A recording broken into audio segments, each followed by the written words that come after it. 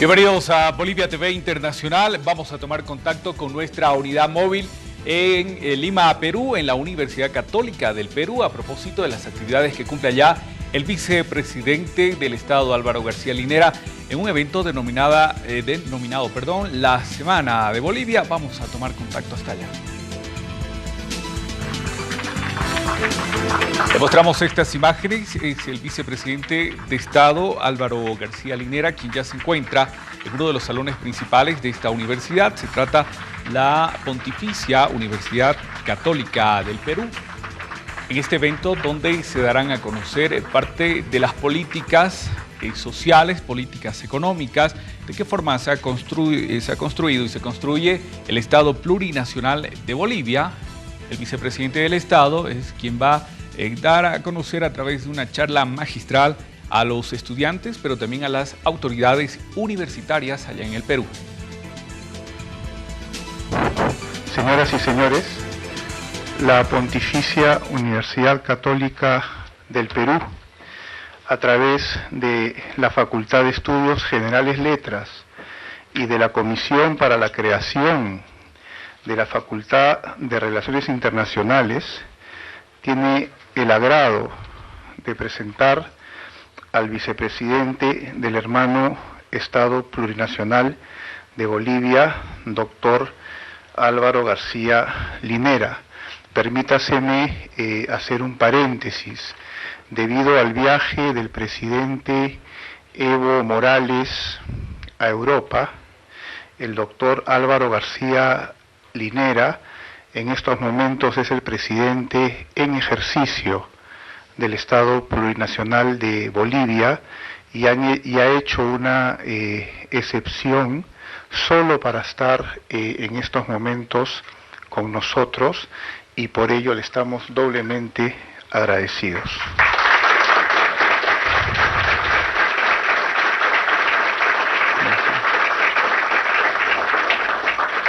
Al mismo tiempo nos acompaña en la mesa el embajador en nuestra capital del Estado Plurinacional de Bolivia, nuestro amigo el doctor Gonzalo Rodríguez Ostria. Seguidamente le cedemos la palabra la palabra de bienvenida a nuestros distinguidos invitados, al doctor Pablo Quintanilla, decano de la Facultad de Estudios Generales Letras. Doctor Quintanilla.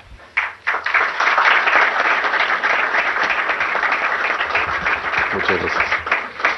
Señor Álvaro García Linera, vicepresidente del Estado Plurinacional de Bolivia. Señor Gustavo Rodríguez Ostria, embajador de Bolivia en el Perú.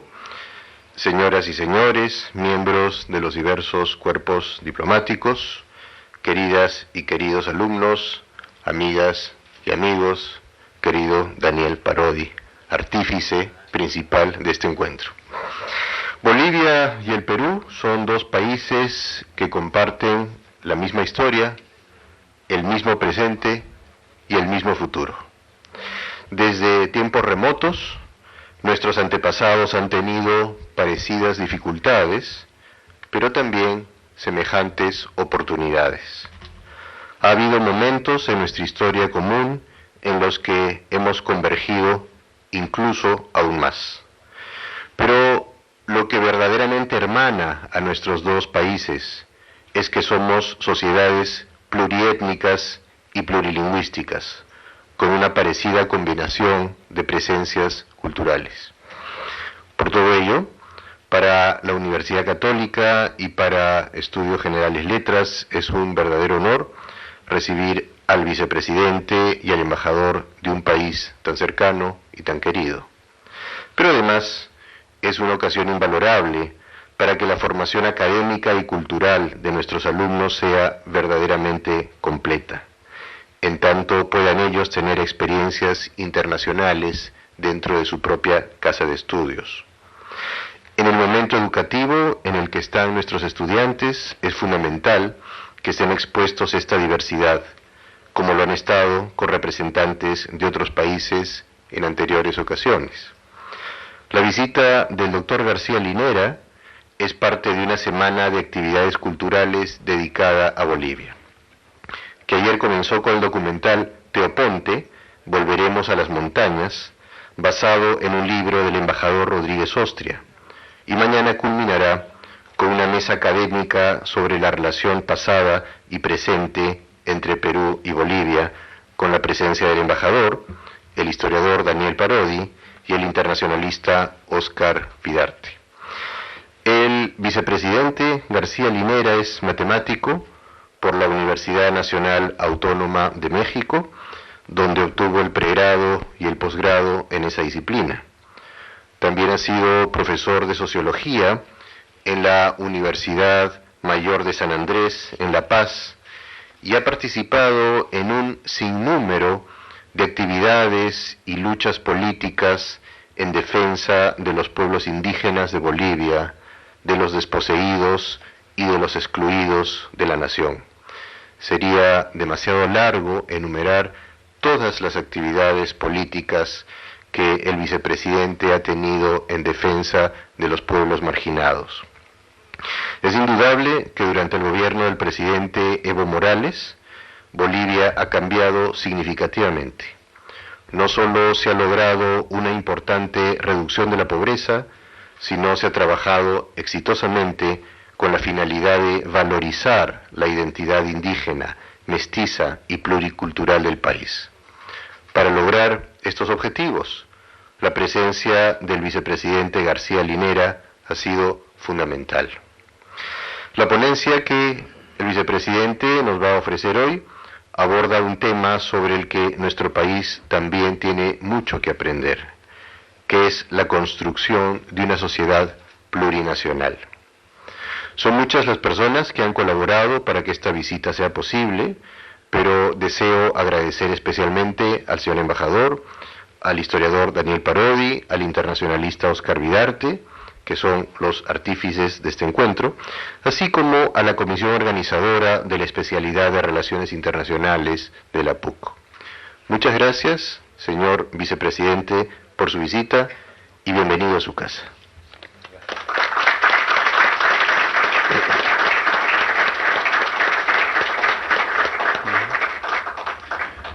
Seguidamente, cedemos la palabra al excelentísimo señor vicepresidente y presidente en ejercicio del Estado Plurinacional de Bolivia, doctor Álvaro García Linera. Cuando quiera, señor presidente.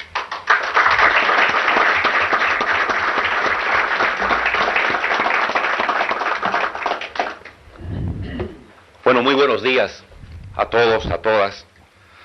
Agradecer profundamente esta invitación y esta recepción que me hacen acá en la Pontificia Universidad Católica del Perú. Es un privilegio estar acá, estar frente a las autoridades de la universidad, ante académicos, ante profesores, ante líderes sociales, líderes políticos y estudiantes.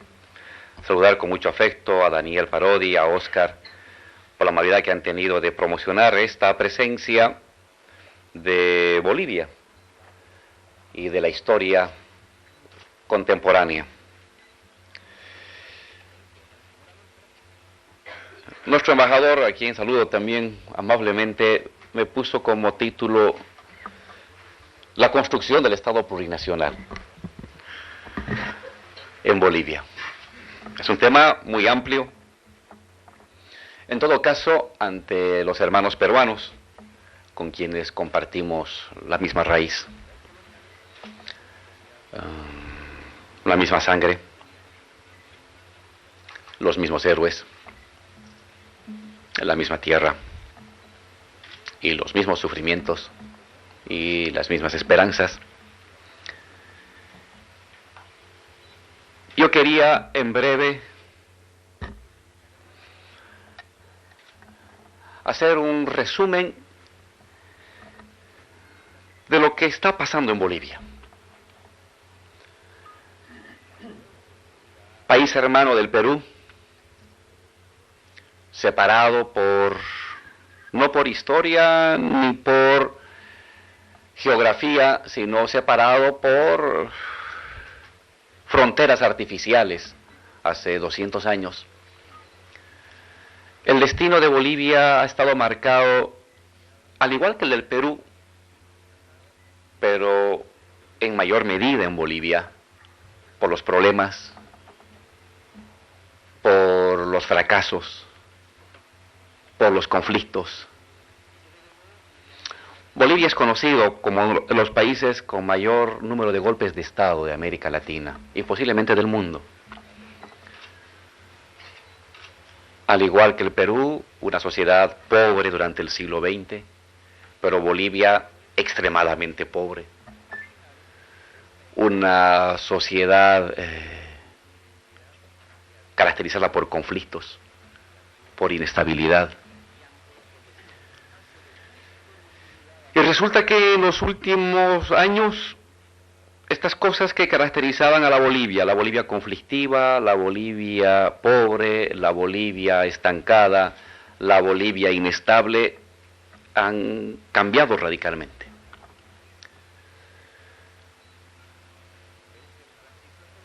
Hoy Bolivia se caracteriza por una sociedad estable en el continente. Saludar con mucho cariño a los embajadores que han venido a oírnos. Una estabilidad política que sorprende, una estabilidad social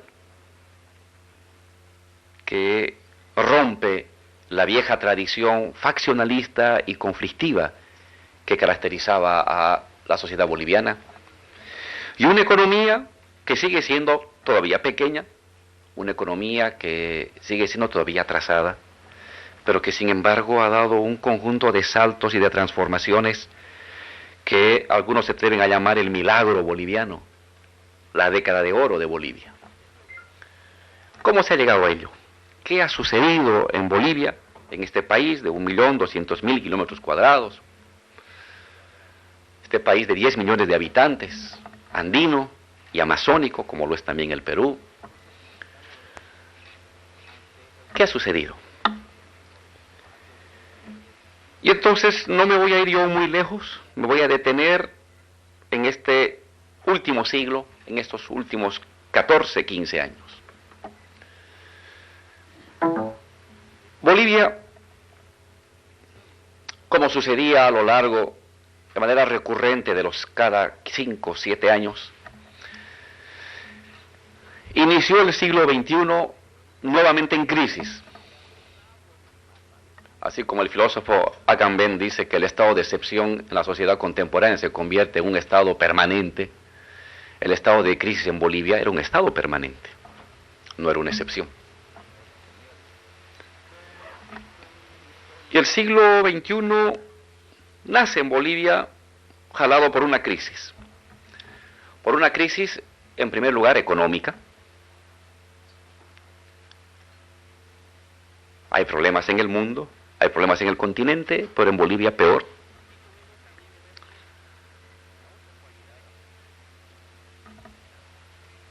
Las propuestas de crecimiento, de desarrollo y de bienestar que habían difundido anteriores gobernantes, enmarcados en el consenso de Washington, en las políticas de ajuste estructural, no se estaban cumpliendo. Nos habían hablado en los años 80 y 90 que Bolivia iba a convertirse en la Suiza de América Latina, que la globalización nos iba a convertir a todos en exitosos empresarios, que ser emprendedor era el máximo objetivo para alcanzar la modernidad y que la riqueza iba a comenzar a gotear rápidamente hacia los más pobres. Nos dijeron eso en los años 80, nos dijeron en los años 90, y la gente esperó, la gente confió. Pero el siglo XXI se inicia con una especie de frustración colectiva, un estado de frustración colectiva. No se daba el tal goteo, unas tasas de crecimiento que pese a la privatización de todo, en Bolivia se privatizó, petróleo, minas, telecomunicaciones, electricidad, agua, tierra, todo se privatizó. Y el crecimiento llegaba a un promedio, en el mejor de los casos, excepcionalmente el 3% anual.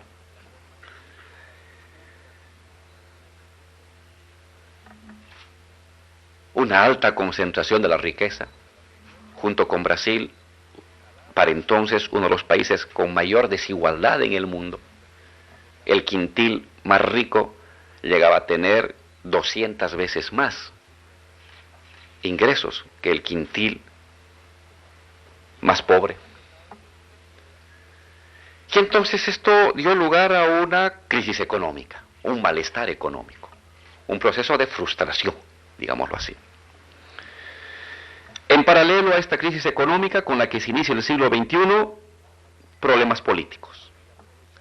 Durante cerca de 15 años se había estabilizado un régimen de partidos políticos conservadores, digámoslo así, de derechas,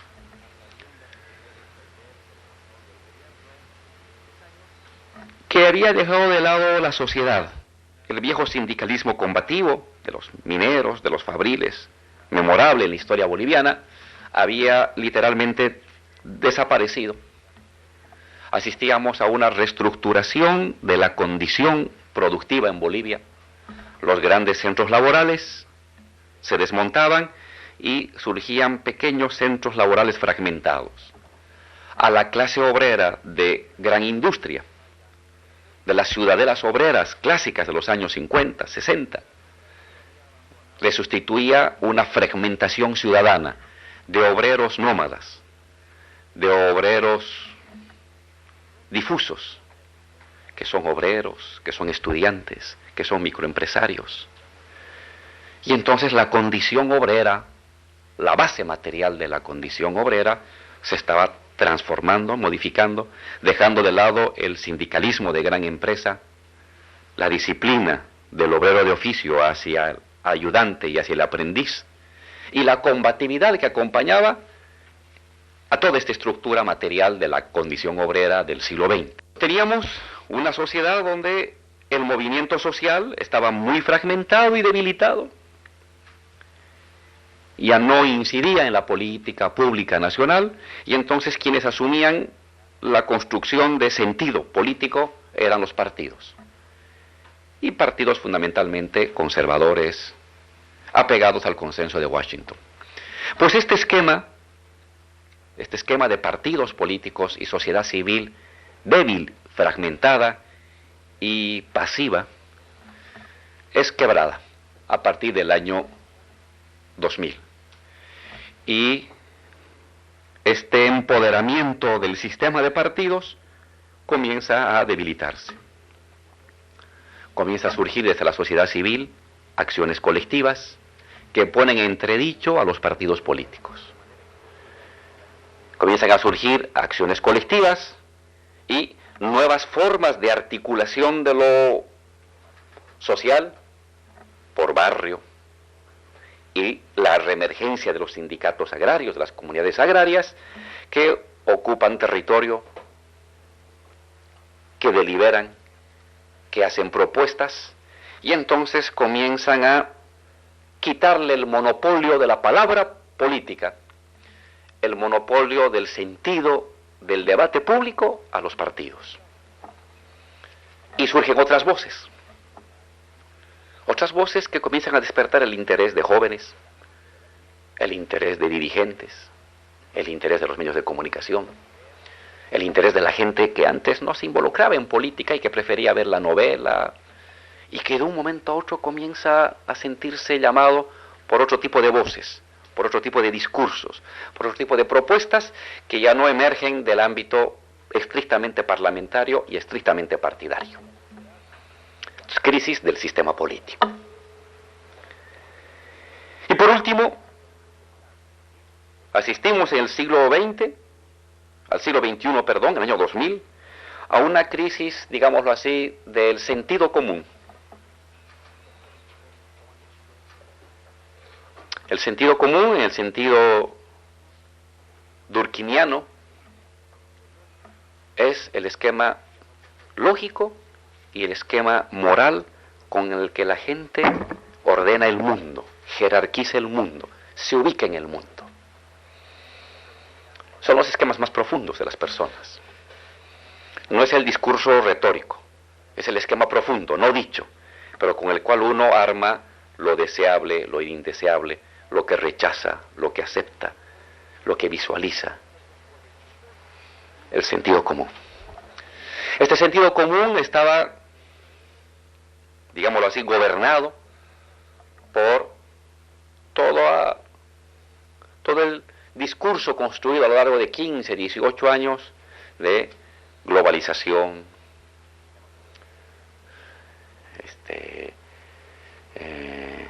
management,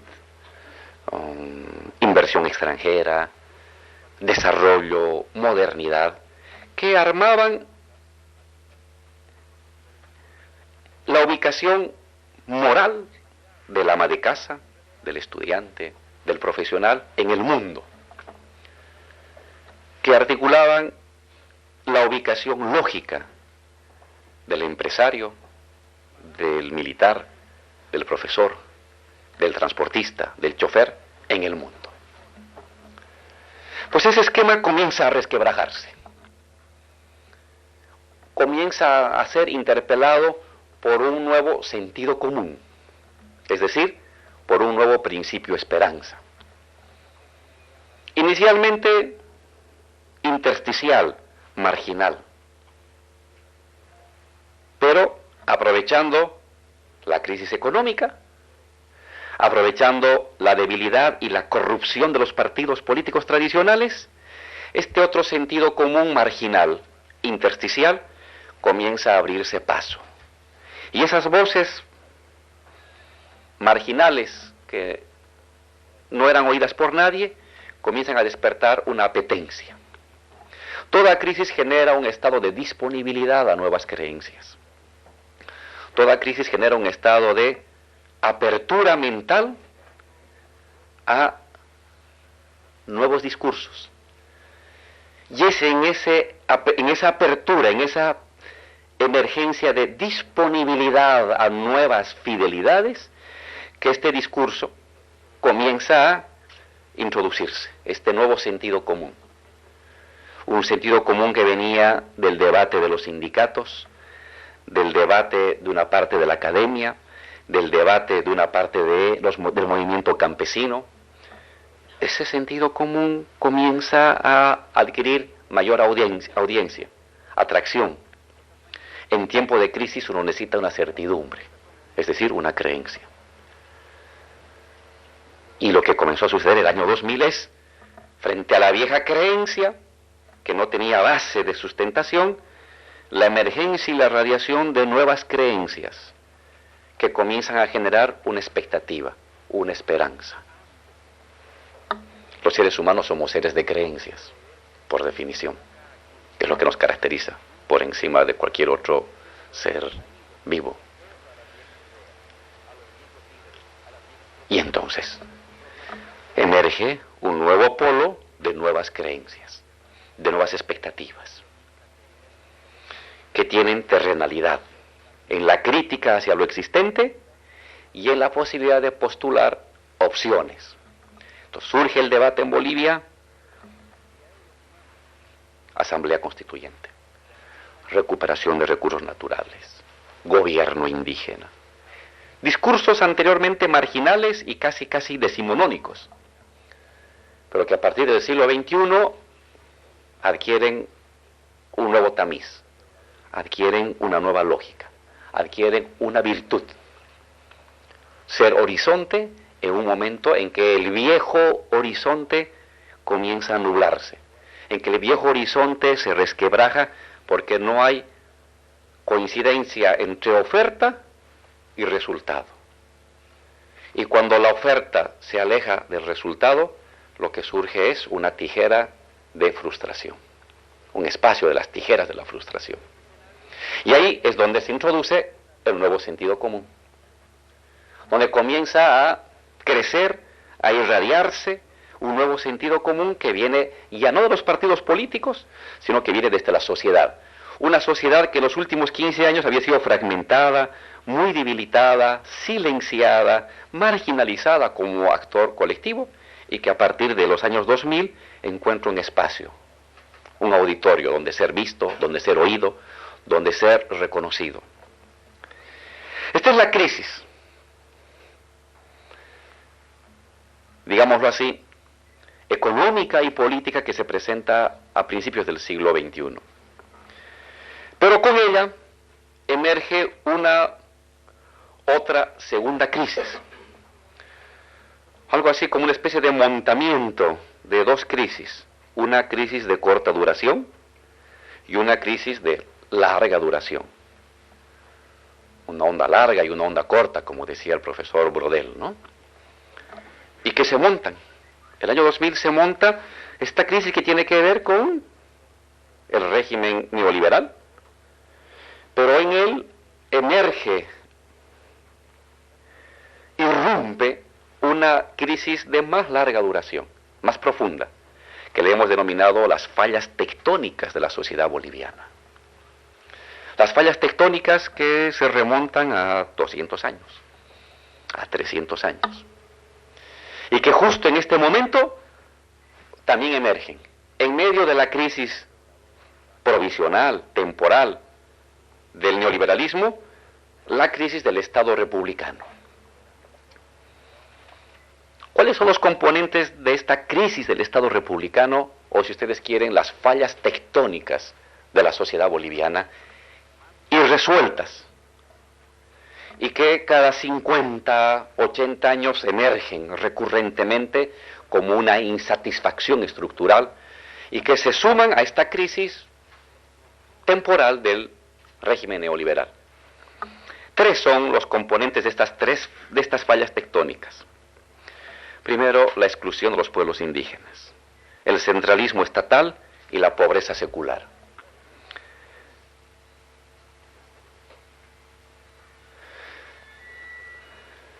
Nuestros países somos herederos de sociedades agrarias, hidráulicas, de alto desarrollo y centralización.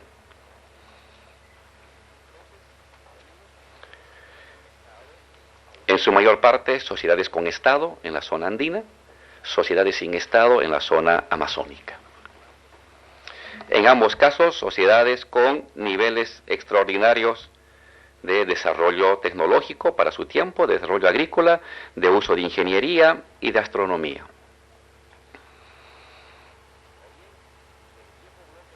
Cuando llega la colonia, lo que hace la colonia es, evidentemente, buscar oro, buscar plata, pero necesita personas que busquen el oro y la plata, es decir, los indios.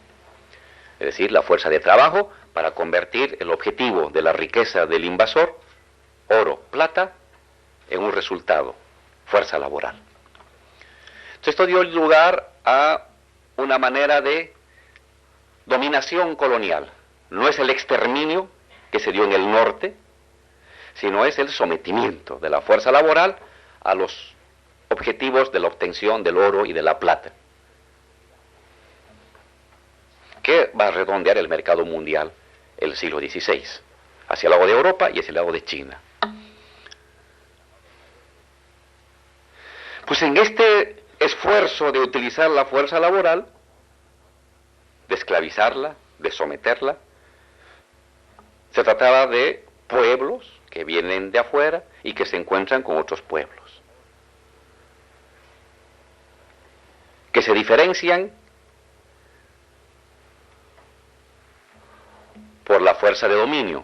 Unos son dominadores, otros son dominados, pero que también exteriorizan su diferencia no solamente en el idioma, exteriorizan su diferencia en la vestimenta, exteriorizan su diferencia en la cultura, exteriorizan su diferencia en el apellido, exteriorizan su diferencia en el color de la piel.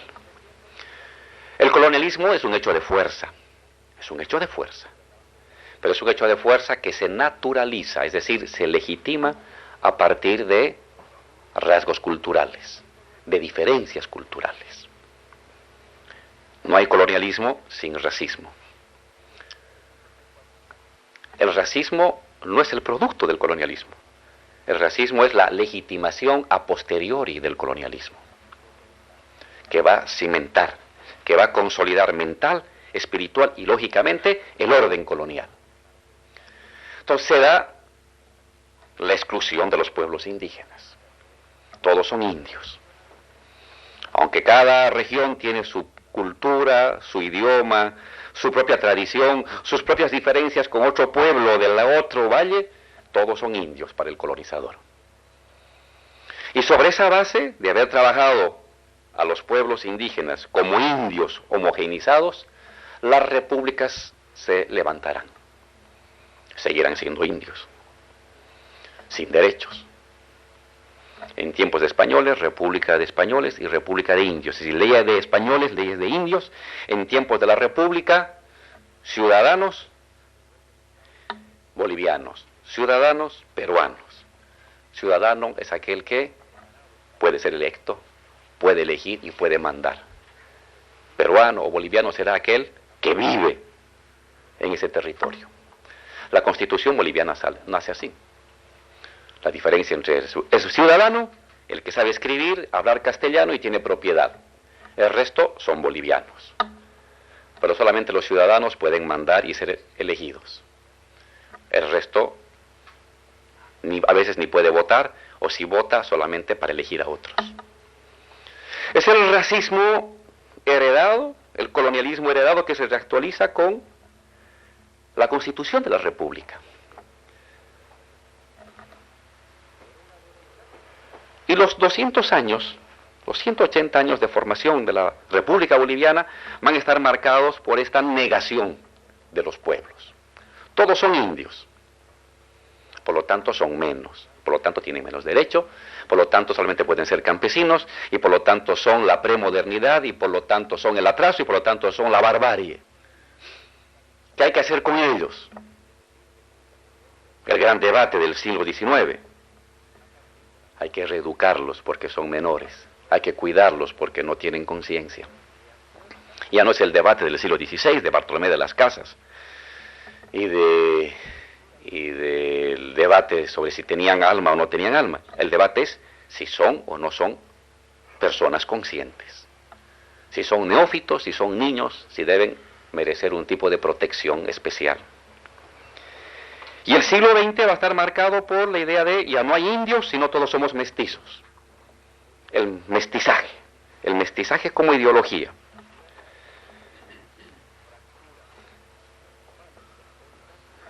Bajo la forma de colonialismo, bajo la forma de exterminio o bajo la forma de mestizaje, siempre está el desconocimiento de la identidad propia del indio.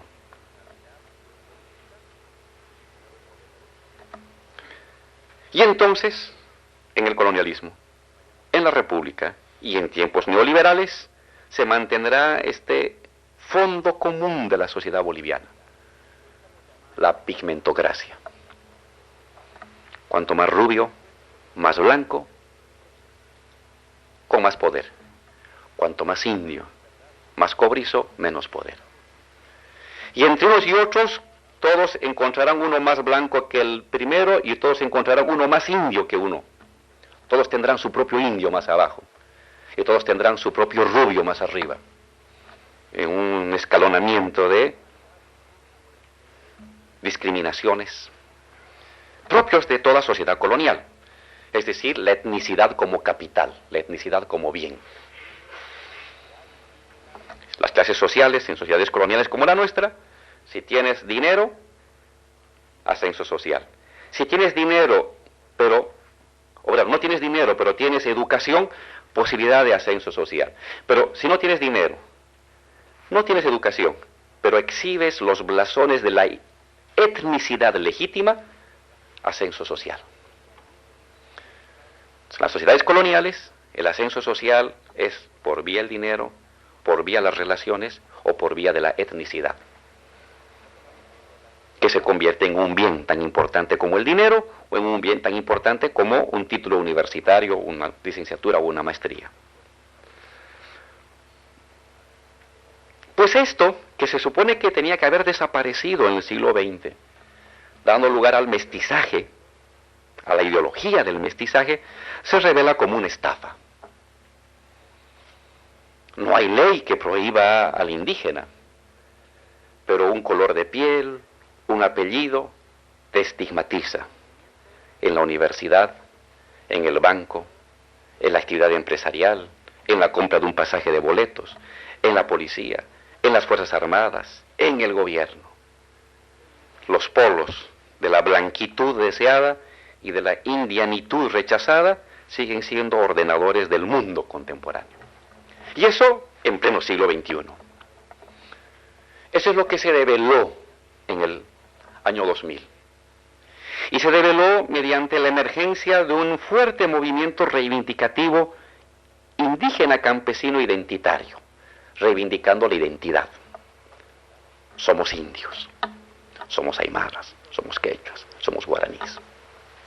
Había un movimiento previo, marginal, de esta identidad, pero en el año 2000 es una identidad que adquiere base social, que adquiere territorialidad, y ante el espacio de disponibilidad a nuevas creencias, este discurso encuentra un terreno fértil.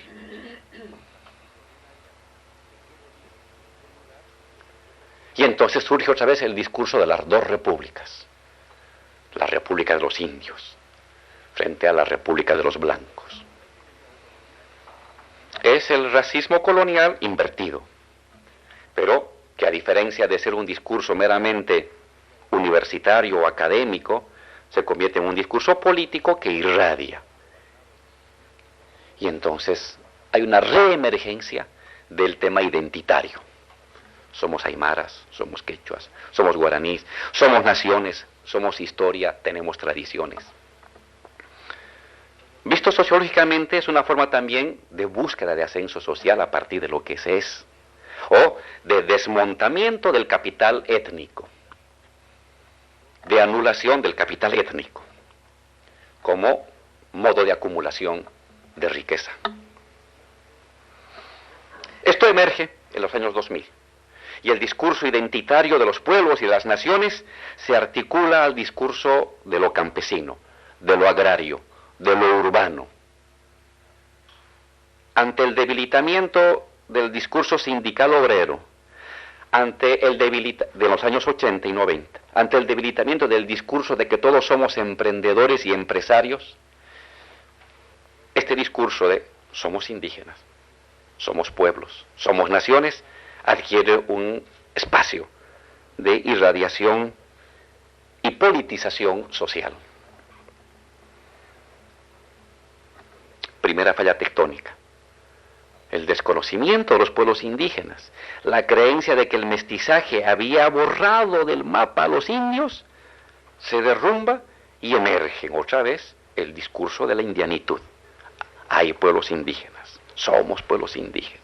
Somos aymaras, somos quechuas, con tradición, con historia, con héroes, con historia previa, etcétera, y con estructura de movilización.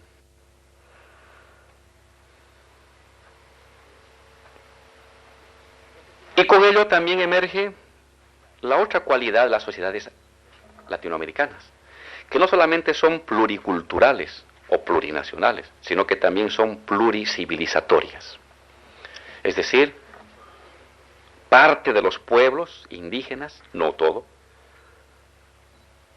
son portadores de otras lógicas cognitivas en el mundo, de otras razones técnicas del mundo. Una parte del movimiento indígena es moderno, pero hay otra parte del movimiento indígena que es portador de otro tipo de modernidad, de otra lógica de lo político, de otra lógica de lo productivo. Nuestras sociedades no solamente son pluriculturales, plurinacionales, sino a la vez son pluricivilizatorias, plurisocietales. Y eso emerge.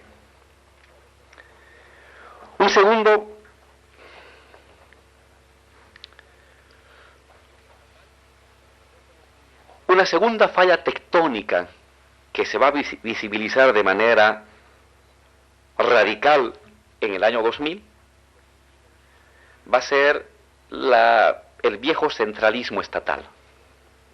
Si en el siglo XIX el gobierno era allá donde estaba el caballo del presidente junto con su jinete, el siglo XX va a estar marcada por la formación de espacios ultraconcentrados de recursos y de decisiones.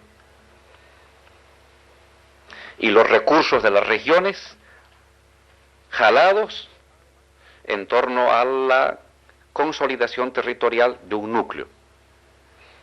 En el caso de Bolivia, en el siglo XIX, Sucre; en el siglo XX la paz. Y el abandono total del resto de las regiones. De ahí surge entonces la demanda de autonomía, es decir, de desconcentración del poder.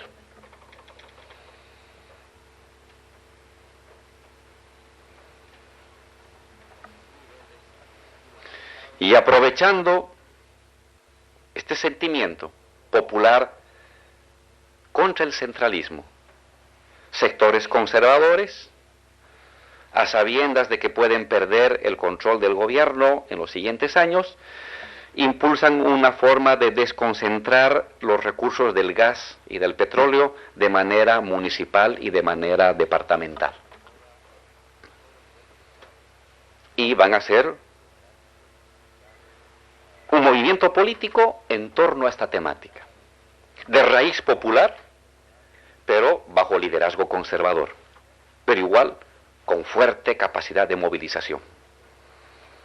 Es la segunda falla tectónica de la sociedad boliviana, altamente centralista, que había abandonado al resto de las regiones de los circuitos de desarrollo y de generación de bienestar. Y por último, la tercera falla tectónica, la pobreza secular, ¿no? La pobreza que la arrastramos desde hace más de siglos atrás y que con la República no encontraban vías de solución o simplemente asumían pequeñas gradaciones. En 10 años bajar del 58 al 56, en los otros 10 años bajar del 56 al 55 en pobreza, etcétera, etcétera, manteniendo a una inmensa mayoría de las personas en condiciones de pobreza extrema y de marginamiento. Crisis del Estado neoliberal, crisis del Estado republicano, ustedes quieren, la parte más superficial del Estado, Estado militar, conservador, liberal, neoliberal, pero todos sostenidos en la estructura sólida del Estado republicano, marcado por estas tres fallas tectónicas: marginamiento de los pueblos indígenas, centralismo de las decisiones y de la economía y de los recursos, y pobreza secular.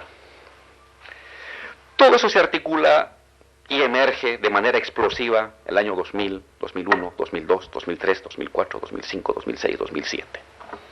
Crisis general en el sentido marxista del término. Crisis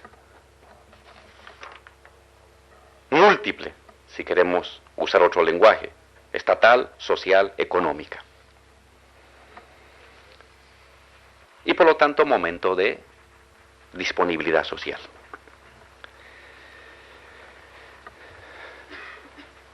¿Cómo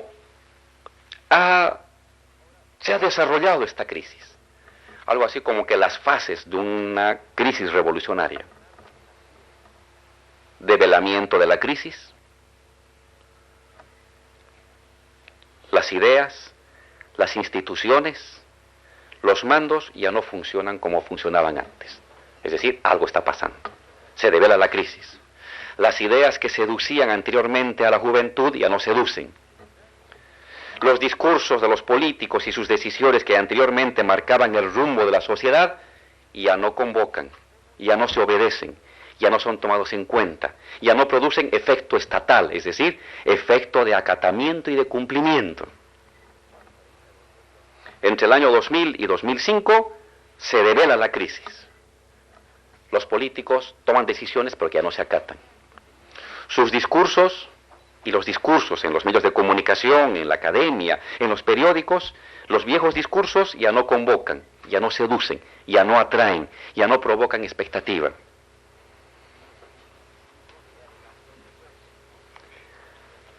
La economía ya no funciona como antes. Crisis. Momento de develamiento de la crisis 2000 al 2003. Lenta, compleja y multiforme constitución de sujetos colectivos y nuevas ideas fuerza con irradiación territorial. En medio de ello comienzan a surgir o a potenciarse o a reforzarse otros sujetos. desde la sociedad civil, otros liderazgos, otras personas, otros dirigentes. Ya no son los mismos de antes. Anteriormente, restringidos a un área marginal, ahora su discurso y su acción comienza a encontrar aceptación, comienza a encontrar simpatía en otros sectores anteriormente apáticos. Personalidades que tenían relevancia en el ámbito estrictamente sindical comienzan a tener relevancia en el ámbito mediático, comienzan a tener relevancia en el ámbito social. Palabras y propuestas anteriormente utilizadas por unas cuantas personas comienzan a agarrar fuerza material. Lo usa un nuevo dirigente, lo usa un comunicador, lo usa un académico, aparece un editorial, aparece un comentario, se arma un seminario y poco a poco una idea marginal comienza a adquirir irradiación discursiva, irradiación territorial. Y lo importante es que todo ello adquiere presencia territorial. Se irradia y comienza a tomar fuerza social, fuerza en la acción colectiva, fuerza en el debate académico, fuerza en el debate televisivo, fuerza en el debate de las investigaciones, fuerza en el debate sindical. Es decir, comienza a adquirir presencia territorial irradiante. Esto sucede entre el año 2002, 2003, 2004. Y a medida que el viejo discurso y la vieja lógica conservadora no logra recuperarse y sigue en proceso de descenso, este nuevo discurso, estos nuevos sujetos y estos nuevos líderes que comienzan a despertar simpatía, interés, esperanza, expectativa, comienzan a crecer. Y las viejas ideas están ahí dominantes, pero ya no convocan. Y las nuevas ideas emergen, pero no son todavía dominantes. Estas están en ascenso, pero todavía son dominadas. Estas son dominantes, pero todavía no han desaparecido. Y se llega a un momento entonces de lo que Gramsci denomina empate catastrófico. El empate catastrófico es cuando dos sentidos comunes del mundo, diferentes, están en conflicto. Ambos están presentes. Ambos están en un conflicto de ver quién convoca a quién. Un pedazo de la sociedad se siente todavía atraído, se aferra a las viejas ideas, a los viejos líderes, a las viejas propuestas. Y otro pedazo, cada vez más grande, comienza a aferrarse a nuevas ideas, comienza a tener interés en nuevos líderes, comienza a preocuparse de nuevas cosas, distintas a las de las viejas cosas de las ideas dominantes. Por lo tanto, empate catastrófico. Si a ello sumamos que ambas fuerzas comienzan a territorializarse, esta porque es Estado, pero la otra en sectores sociales que se movilizan, en sindicatos agrarios, en sindicatos campesinos, en movimientos de jóvenes, en movimientos estudiantiles, en movimientos de pobladores urbanos.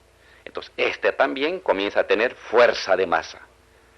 Estado con fuerza de masa decadente, institucionalizado, fuerza de masa institucionalizada territorialmente con capacidad de movilización. Empate catastrófico.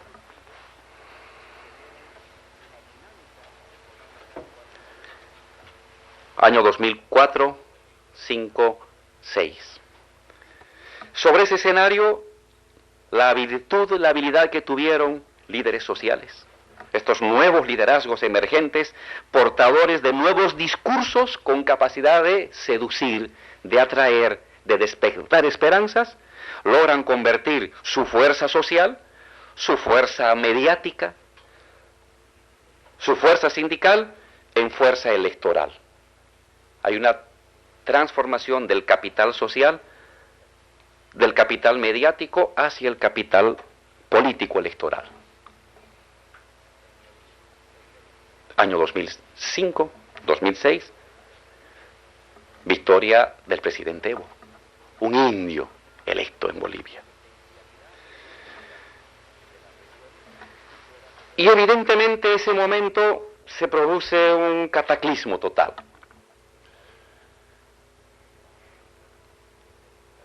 En una sociedad tremendamente racista, como era la boliviana, donde un indígena, su destino estaba definido para ser o campesino, o cargador, o pequeño comerciante, o albañil, en el mejor de los casos, obrero. De un día para el otro se vuelve presidente. Y se vuelve presidente no solamente por un artificio electoral, se vuelve presidente en base a un empoderamiento de sindicatos agrarios, de sindicatos campesinos, de comunidades indígenas, de movimientos de pobladores urbanos pobres, de movimientos juveniles, de sectores marginales. Hay un empoderamiento que lleva a un indígena al gobierno. El Estado sigue siendo el viejo Estado, pero su mando, el gobierno, comienza a recibir o sufre una transformación.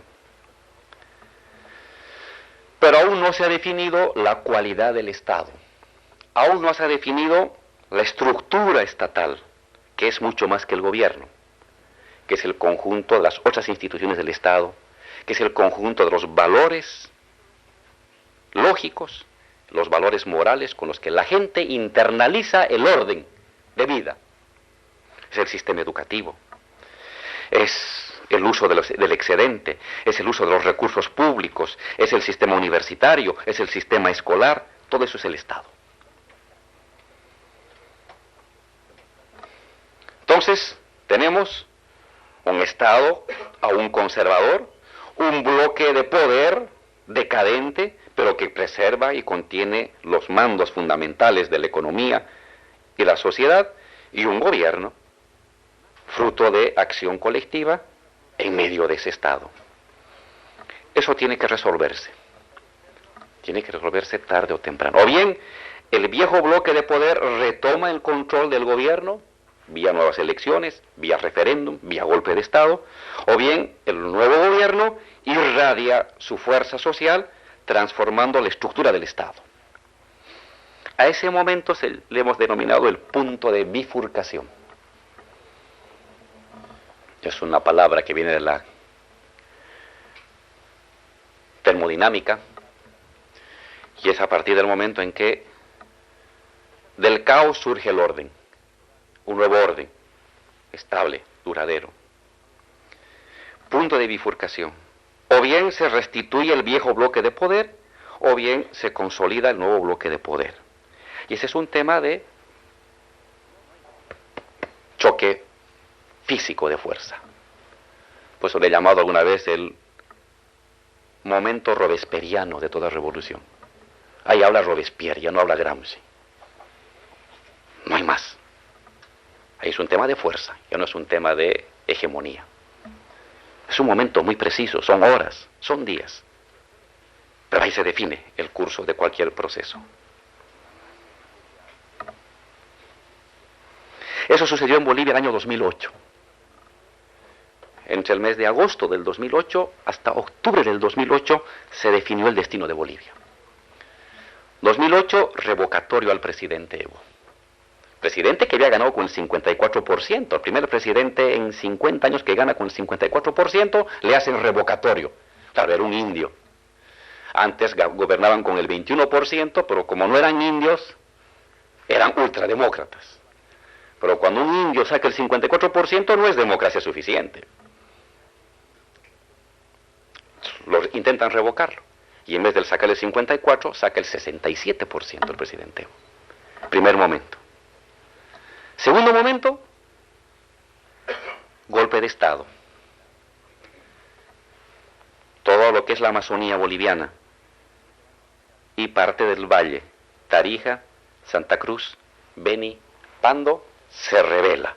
Sus autoridades regionales se rebelan.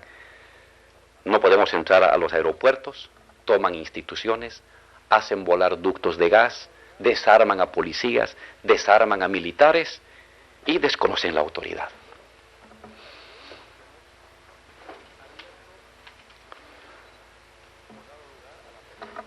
Eso sucede el día 8, 9, 10 y 11 de septiembre del 2008. El revocatorio es en el mes de agosto del 2008. La toma de instituciones y el golpe de Estado, septiembre del 2008. Como ya estábamos preparados para algo así, resistimos, dejamos que sigan con sus acciones de violencia, se radicalizan, intentan bloquear la economía, asesinan a dirigentes y en ese momento cerramos el cerco. Pierden legitimidad social al usar la violencia. Comenzamos a retomar el control desde el norte hacia el sur, cada uno de los departamentos, y este intento se derrumba. Al radicalizar su acción, habían perdido su base social. Era una derecha que tenía base social, pero al radicalizar su posición y al llegar hasta la muerte, pierde su base social, y es el momento en que nosotros le colocamos, lo encerramos. Ese liderazgo pierde su apoyo social, queda aislado, se debilita y se rinde. Y por último viene el momento de estabilización, es decir, de construcción del nuevo Estado a partir de la nueva correlación de fuerzas, del nuevo sentido común, de las nuevas ideas fuerza y de la nueva estructura social y política que se ha articulado en todos estos 8 años.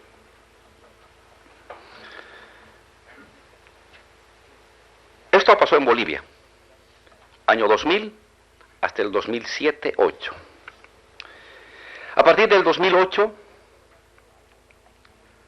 Bolivia cierra su crisis estatal, cierra sus fracturas, sus fallas tectónicas mediante tres ejes: la plurinacionalidad, la pluricentralidad geopolítica y un nuevo modelo de desarrollo económico. Vayamos uno por uno. La Bolivia de hoy, la Bolivia contemporánea.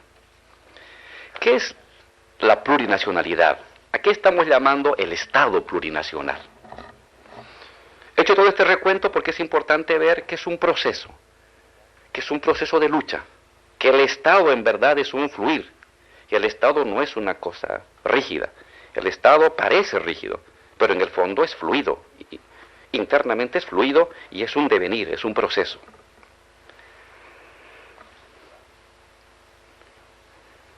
El debate de la plurinacionalidad surge del movimiento indígena campesino. Es un debate interno.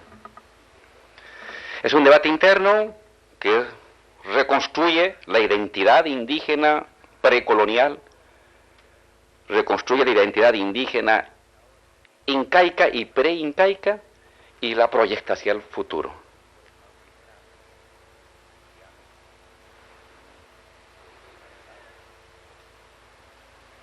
La plurinacionalidad que está en la Constitución, que está en las leyes y está en el conjunto de instituciones del Estado, tiene dos componentes.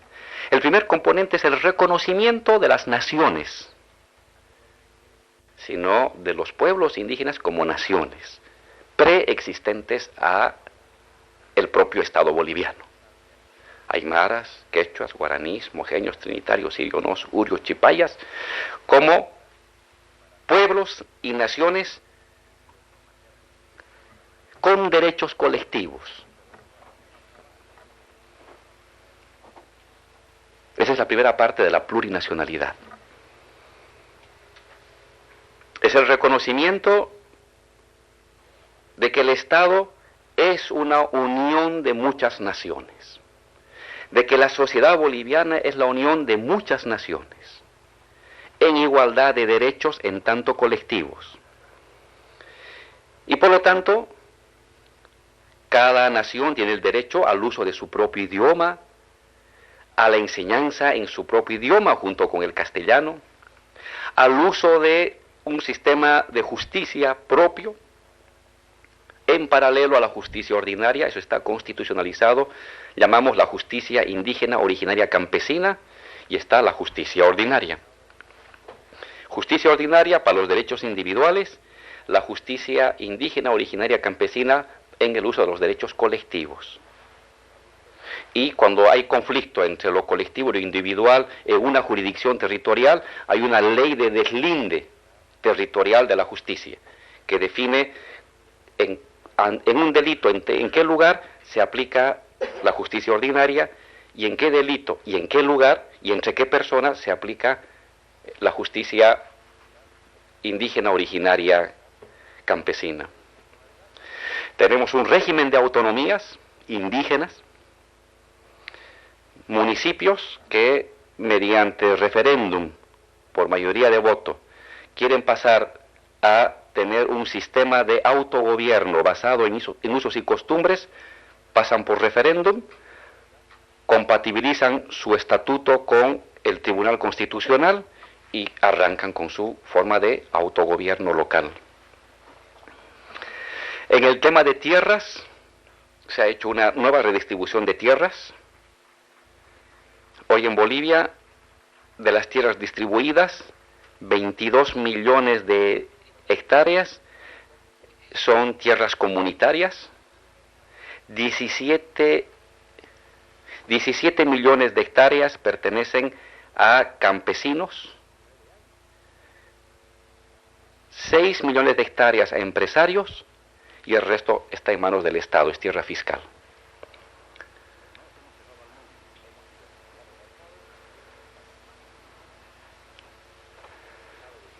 En los parlamentos regionales, los pueblos pueden elegir a parlamentarios por usos y costumbres. Una parte de sus parlamentarios departamentales es por voto individual y secreto, y otra parte de sus parlamentarios es por uso y costumbre, es decir, por asamblea. Bolivia tiene una asamblea legislativa para todo el país y tiene 9 asambleas departamentales. Para elegir representantes de esas 9 asambleas departamentales, una parte por voto universal, directo, secreto, si que ustedes quieren democracia liberal, y otra parte por asamblea, por usos y costumbres, es decir, democracia comunitaria, y estos parlamentarios pueden ser revocados y cambiados en cualquier momento que la asamblea del pueblo y de la nación así lo decida.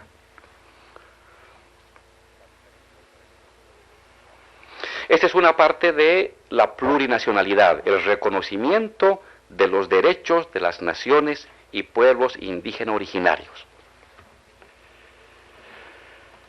Pero no es todo, ni es lo fundamental. Un segundo componente de la plurinacionalidad es la indianización del Estado y de la sociedad.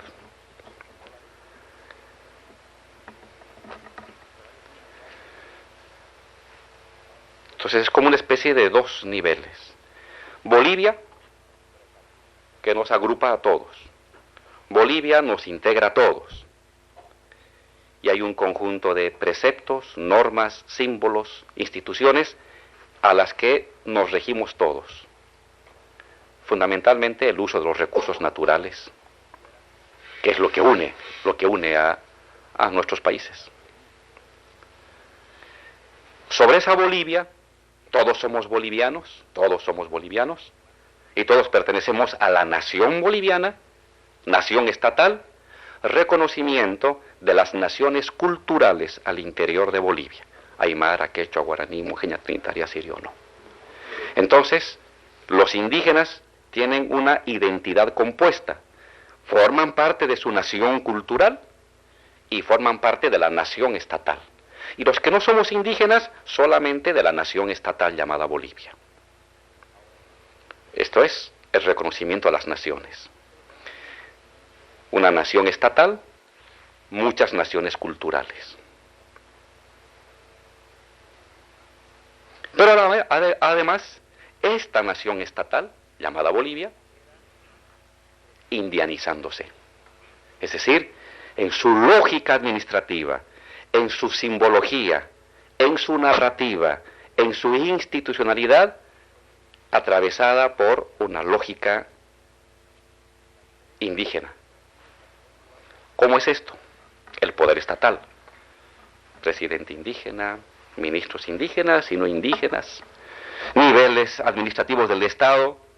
En la última encuesta que se hizo en la vicepresidencia, el 49% de la administración pública en Bolivia, el año 2013, pertenece a algún pueblo indígena originario. Obligatoriedad de todo funcionario público a hablar un idioma indígena en un plazo máximo.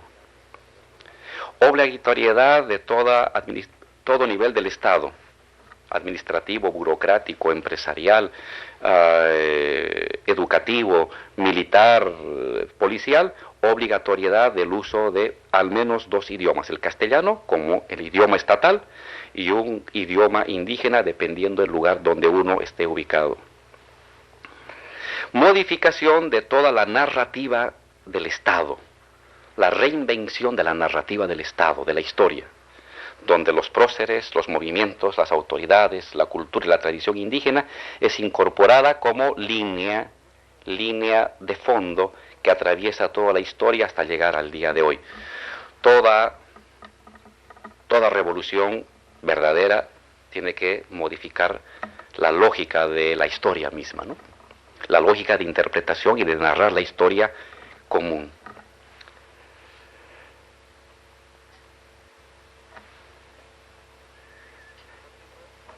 Entonces, la plurinacionalidad es un doble proceso: indianización del Estado, reconocimiento de naciones y pueblos indígenas al interior de la nación boliviana, de la nación estatal, nación cultural y proceso de indianización. Esto ha significado un golpe demoledor a la etnicidad como capital. Sí, la exhibición del color de la piel, del apellido, del idioma, de la vestimenta, como un plus que te ubica y que te jerarquiza, se ha devaluado. En muchos casos se ha reinvertido. A modo de broma, si hace 15 años para ser embajador o ser vicepresidente era importante saber hablar inglés, tener visa a Estados Unidos, ser rubio si se puede, eso era un plus. Hoy en día, para ser diputado o embajador o vicepresidente, si no tengo apoyo de las organizaciones sociales, obreras, indígenas, campesinas, estoy out, no tengo chance. Hay una reinversión de los valores en este intento de remover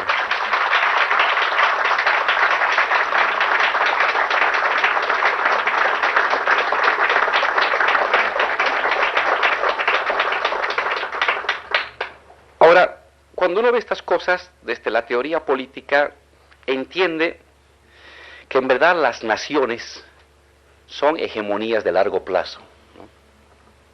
Que es la enseñanza que hemos sacado. La nación no es algo que preexiste a uno. La nación es un proceso. Y este proceso depende de la capacidad que tienen los bloques de poder para construir una hegemonía que irradie y que articule al resto de la sociedad de manera duradera en cómo se ubican en el mundo, de cómo imaginan que fue el pasado y cómo desean que será el futuro. Son hegemonías de larga duración. A diferencia de los gobiernos que son hegemonías de corta duración. En cambio, la nación son hegemonías de larga duración. La idea que tenían de nación boliviana los fundadores de Bolivia es totalmente distinta a la idea de nación que tuvieron los nacionalistas el año 1952. En 1825, la idea de nación de pocos, ¿no? Esta nación, especie de islotes, reducido a la mina y a la hacienda, y el resto la barbarie. La idea que tienen de nación los nacionalistas del año 52, 53, 55, 70, 80 es homogeneización cultural, blanqueamiento universal, mestizaje general. En la primera son los hacendados y mineros, en la segunda es la pequeña burguesía. La idea que se tiene hoy de nación es otra. Esta nación que estoy explicando, nación estatal y naciones culturales, corresponde a otro bloque. Corresponde a otro bloque societal de pueblos, naciones indígenas originarios, movimientos sociales que han estructurado un nuevo entendimiento de lo que es la nación, lo que es Bolivia. En ese sentido me atrevo a decir, las naciones son hegemonías duraderas en el tiempo, son hegemonías estructurales.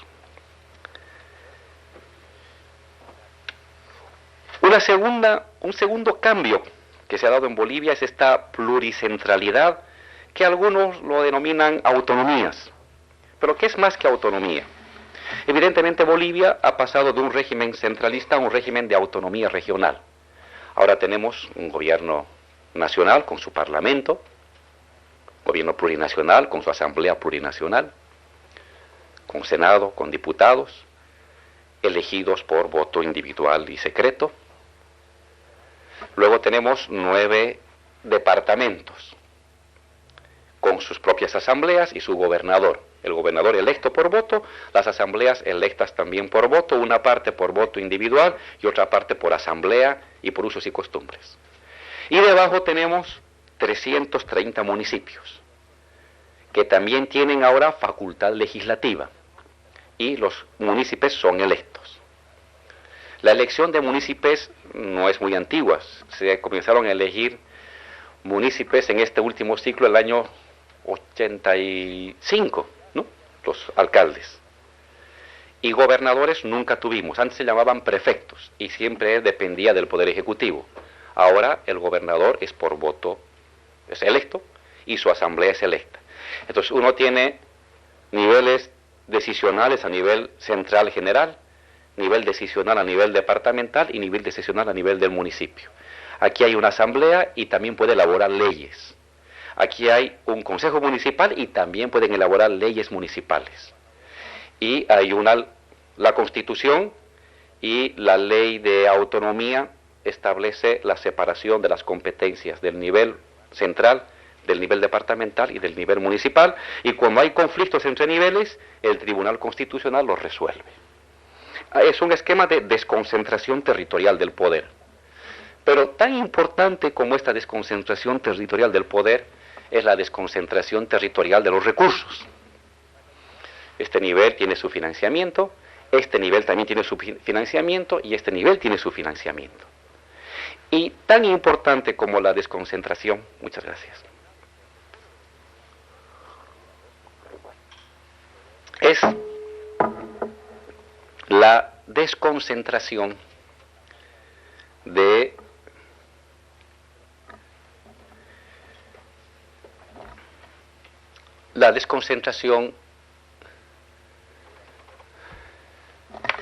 le vamos a denominar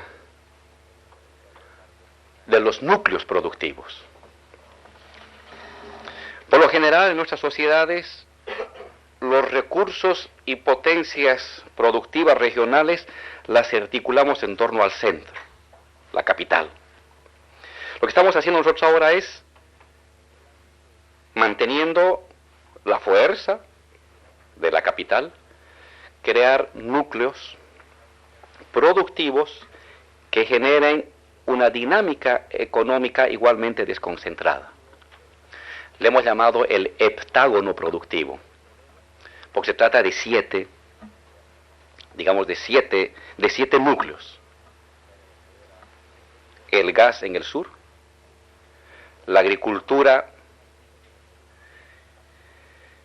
en el oeste, la agricultura y electricidad en el oeste, en el centro petroquímica, en el norte energía eléctrica, en el sur agricultura, energía eléctrica y servicios y comercio. En el lado de Potosí, que sería el sudoeste, el litio y toda la industria del litio, de tal manera que tenemos un heptágono que está permitiendo que la potencialidad productiva de las regiones pueda tener un despegue, una inversión, una construcción de circuitos en cadena de producción, comercios y servicios que permita que se movilice las capacidades asociativas, laborales, cognitivas de los 9 departamentos. La sede de gobierno La Paz sigue siendo la sede de gobierno. Inversión, crecimiento, servicios, infraestructura, pero simultáneamente poniendo en movimiento en cada una de las regiones amazónicas, valles y altiplano otro tipo de actividades productivas. Es decir, hay una manera territorializada de la distribución de la inversión pública que permita no solamente despertar las fuerzas creativas de las regiones, sino a la vez también generar soberanía absolutamente en todo el territorio nacional.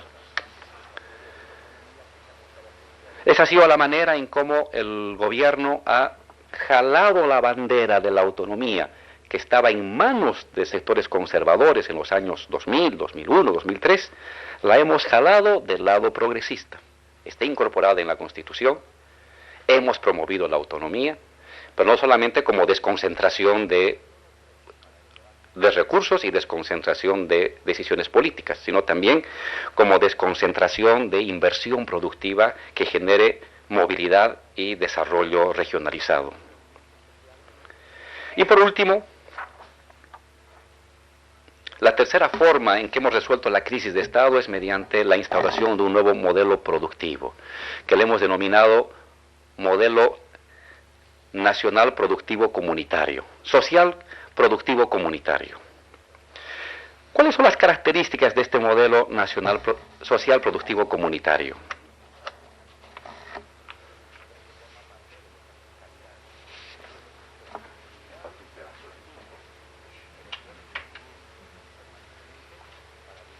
Nacionalización, economía plural, redistribución de la riqueza, combinación de mercado interno con mercado externo y políticas fiscales. Puede haber muchos otros datos más, pero básicamente esos son los 5 pilares de este nuevo modelo nacional productivo. Evidentemente nosotros hemos nacionalizado. Después de 18 años de una economía absolutamente privatizada, que no generó el ritmo de crecimiento deseado, el año 2006 procedemos a nacionalizar el gas, el petróleo, electricidad, telecomunicaciones y parte de la minería. Hemos nacionalizado. Esto ha permitido que el Estado pase de controlar el 13% del Producto Interno Bruto al 39% del Producto Interno Bruto. Esto para nosotros es decisivo, porque si no, no hay gobierno. Si las personas eligen a su gobierno y el gobierno no tiene recursos, en verdad el gobierno se convierte en una pantalla de otros que gobiernan. Empresas, inversión extranjera. Y eso es lo que no queremos en Bolivia. Si el pueblo está eligiendo a sus gobernantes, pues esos gobernantes tienen que tener una base material de sus decisiones. La nacionalización ha permitido que su gobierno tenga facultad de toma de decisiones, que el gobierno se coloque por encima, no anulando, pero por encima, con mayor facultad económica que el banquero, que el industrial, que el petrolero, que la inversión extranjera, que el ganadero o que el agricultor. El Estado tiene un ámbito, digámoslo así, de soberanía gubernamental. No solamente porque el pueblo lo eligió, sino porque lo eligió y este Estado maneja un ámbito de lo común, de lo colectivo, los recursos públicos. Y si un gobierno tiene por facultad fundamental ampliar lo común, ampliar los bienes colectivos, pues es un Estado que tiene que tener, en el marco de la racionalidad, una fuerte presencia en lo económico. No es nuestra intención llevar más allá del 40%. Nos parece un ámbito razonable del Producto Interno Bruto, entre el 35 y el 40% del control de la riqueza del país por manos del Estado. Hemos nacionalizado el gas y el petróleo, hemos nacionalizado la electricidad, hemos nacionalizado telecomunicaciones, pero también hemos dado lugar a la apertura con las inversiones extranjeras, y eso llamamos la economía plural. Hay inversión extranjera en Bolivia, no es que las hemos espantado, pero lo que hemos dicho es, sobre este poderío del Estado, quien define las normas fundamentales, puede venir la inversión extranjera. Hay inversión extranjera pero como ofertante de servicios, no como propietario en gas. Hay inversión extranjera en petróleo, como ofertante de servicios, no como propietario, ni del gas ni de las instalaciones. Presta un servicio, se le remunera, el control está en nuestras manos, del Estado.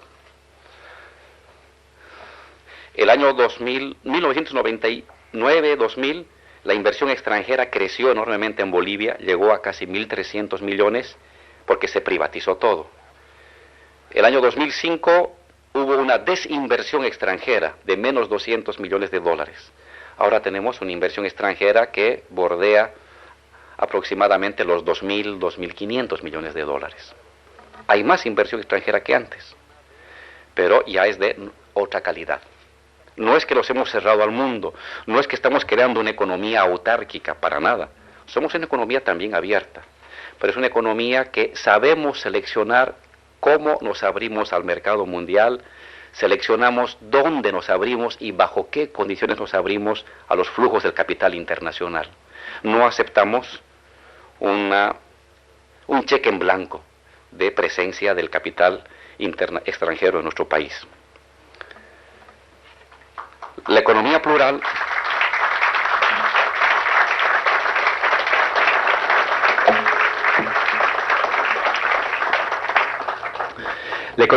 también es el reconocimiento del pequeño productor, el pequeño empresario, el pequeño artesano, la economía campesina, la economía comunitaria secularmente abandonada y que en los últimos tiempos ha tenido un proceso de apoyo.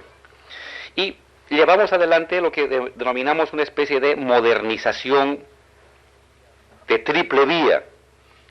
La modernización que surge de la economía moderna, de la economía vinculada a los mercados internacionales, la modernización que surge de la economía campesina, que se vincula al mercado internacional o al mercado local, pero que también tiene lógicas de autoconsumo, y la economía de los pueblos indígenas amazónicos, minoritarios ellos, que tienen una economía de migración y de agricultura combinada, que también tienen otra lógica de lo que es su desarrollo, su modernización, que no necesariamente va a ser similar a la de la empresa extranjera. Por favor. Gracias.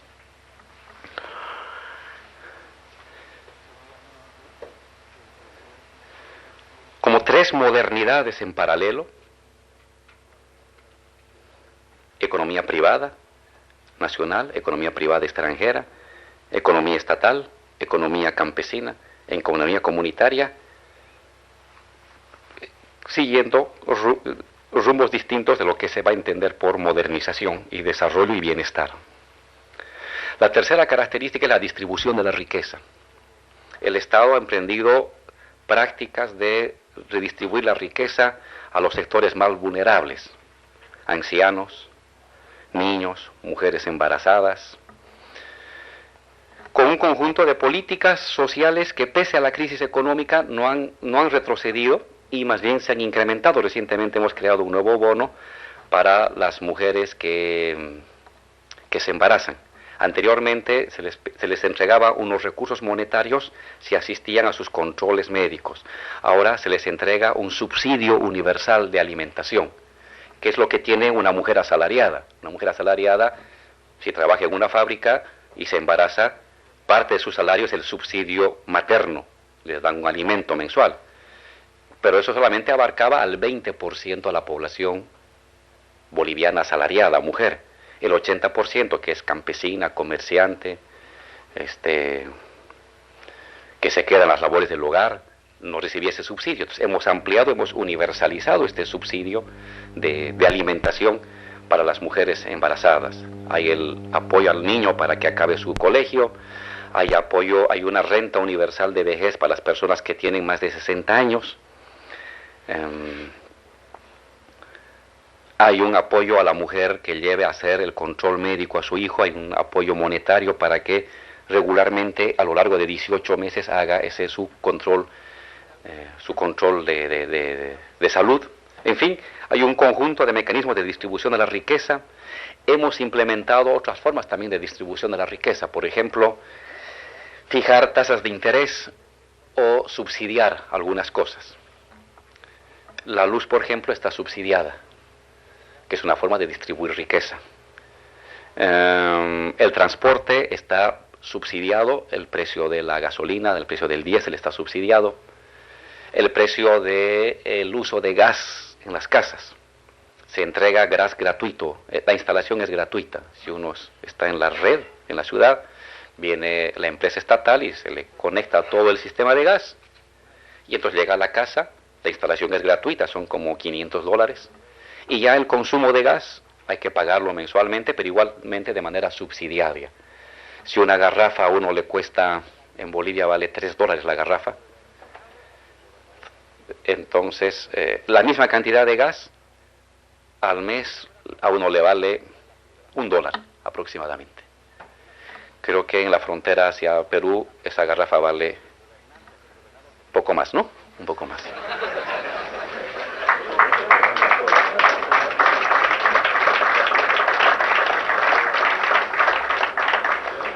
Una política que nos ha sido muy útil para nosotros es una combinación de mercado interno y de mercado externo.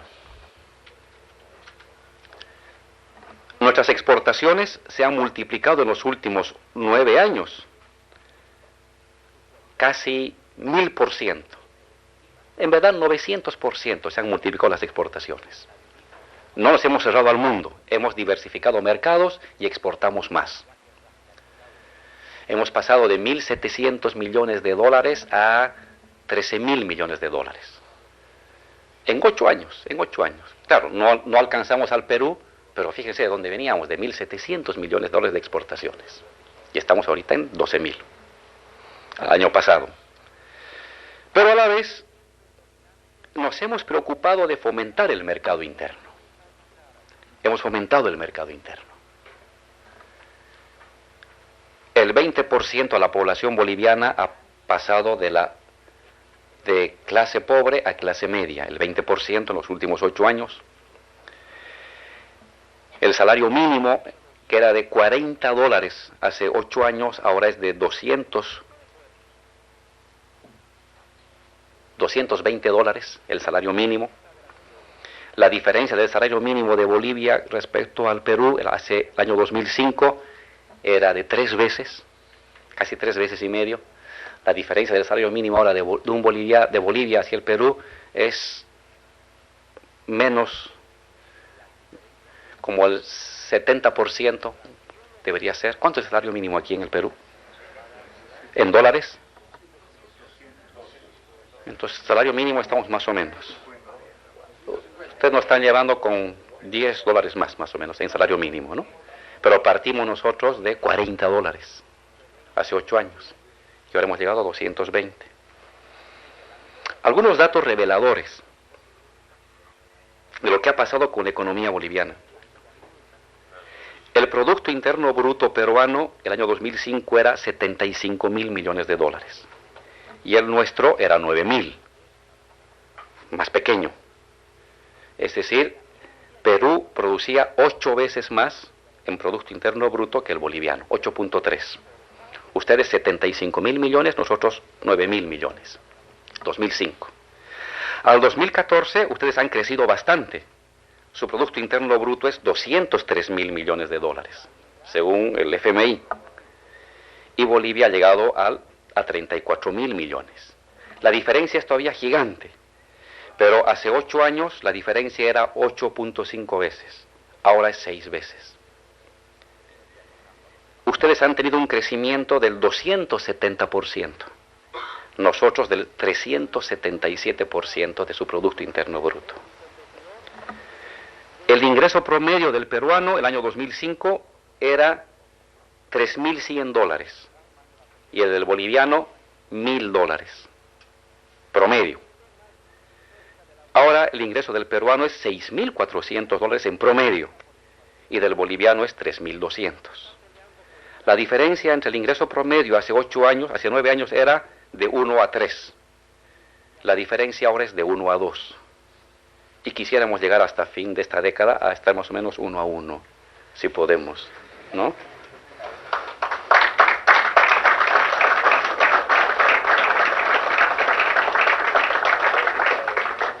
Perú es uno de los países que más ha crecido en el continente, en promedio 5.5%.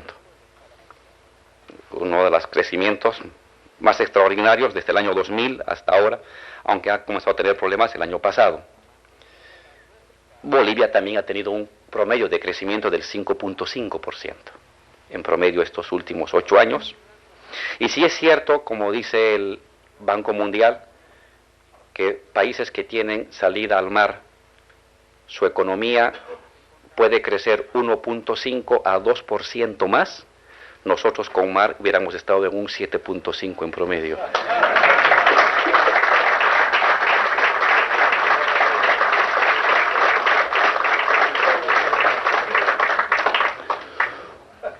Un último punto de nuestro modelo económico que nosotros lo consideramos muy importante es el tema de las políticas fiscales. Es decir, que el Banco Central, que el gobierno pueda mover ciertos resortes que le permiten proteger su economía, proteger su desarrollo industrial. Por ejemplo, en circunstancias nosotros hemos fijado a la banca, la obligatoriedad de la banca, que estaba ganando mucho dinero, de destinar crédito fundamentalmente al ámbito de la producción y de la vivienda. Entonces la obligamos, el 70% del dinero que esté en el banco, por ley, lo tiene que prestar donde ellos quieran. Es problema de la banca y ellos verán sus garantías, pero el Estado le obliga a que de ese 70% del crédito no lo destine al comercio, que es donde hay más ganancia, sino que lo destine a la producción. Tiene que ir a la producción, pequeña, mediana, grande, y a la vivienda social. Y el 30% lo puede destinar al crédito al comercio, que tiene una tasa de rentabilidad más rápida. Ahí es donde tiene que obtener las ganancias para cubrir si tiene algún déficit en la parte productiva. Esa es una política que uno maneja desde el Banco Central. Otra de las políticas que estamos usando desde el Banco Central es usar las reservas internacionales para financiar proyectos productivos. Estamos creando con el petróleo, en primer lugar, con el gas, una planta de fertilizantes, de urea, de amoníaco. Ya la vamos a entregar primeros meses del año que viene. Estamos creando una planta de plásticos duros, una planta de polipropileno, que son los plásticos duros, que es una inversión también de 1.800 millones de dólares, igualmente con crédito del Banco Central. Y vamos a lanzarnos a una planta de plásticos blandos para el año 2017, igualmente con créditos del Banco Central. Estamos emprendiendo inversiones muy fuertes en energía eléctrica. Estamos en el centro del continente, hoy vendemos gas al Brasil, vendemos gas a la Argentina, estamos vendiendo GLP, un derivado del gas, estamos vendiendo una parte argentina. Y tenemos que interrumpir esta conferencia magistral del vicepresidente Álvaro García Linera en el Perú para trasladarnos hasta Alemania y dar continuidad a lo que se viene desarrollando en la agenda del presidente. Gustavo Herrera los encuentra en Hamburgo para darnos más detalles. Gustavo, ¿cómo estás? Adelante, ¿cómo avanza la agenda del presidente? ¿Qué tal, señoras y señores, amigos televidentes en todo el territorio nacional? Tengan todos ustedes muy buenas tardes. Aquí en Hamburgo son las 6 de la tarde con 35 minutos. El presidente Evo Morales ha arribado hasta el consulado honorífico en Hamburgo y va a visitar a los residentes bolivianos, pero fundamentalmente a conocer un informe acerca del trabajo que realiza la empresa boliviana de almendras y que precisamente tiene uno de los principales mercados en Alemania, con un gran porcentaje de exportaciones después de Estados Unidos. Y es precisamente el presidente que está saludando a las autoridades que se han hecho presentes junto a Patricia Vallivian, que es la gerente de esta empresa boliviana de almendras, una empresa muy importante, con, lo decía, una jornada importante también la que ha cumplido el presidente Evo Morales aquí en su estadía en Alemania. Este es el penúltimo acto oficial que cumple. En algunos minutos después de esto, el presidente se estará dirigiendo a un encuentro también con empresarios en el Día de Latinoamérica 2015. Oficinas de EVA Europa, aquí en Hamburgo, y del cónsul honorario en Hamburgo, Asimismo, quisiera presentar en este momento, con la venia de nuestras autoridades, a la señora Patricia Vallivian.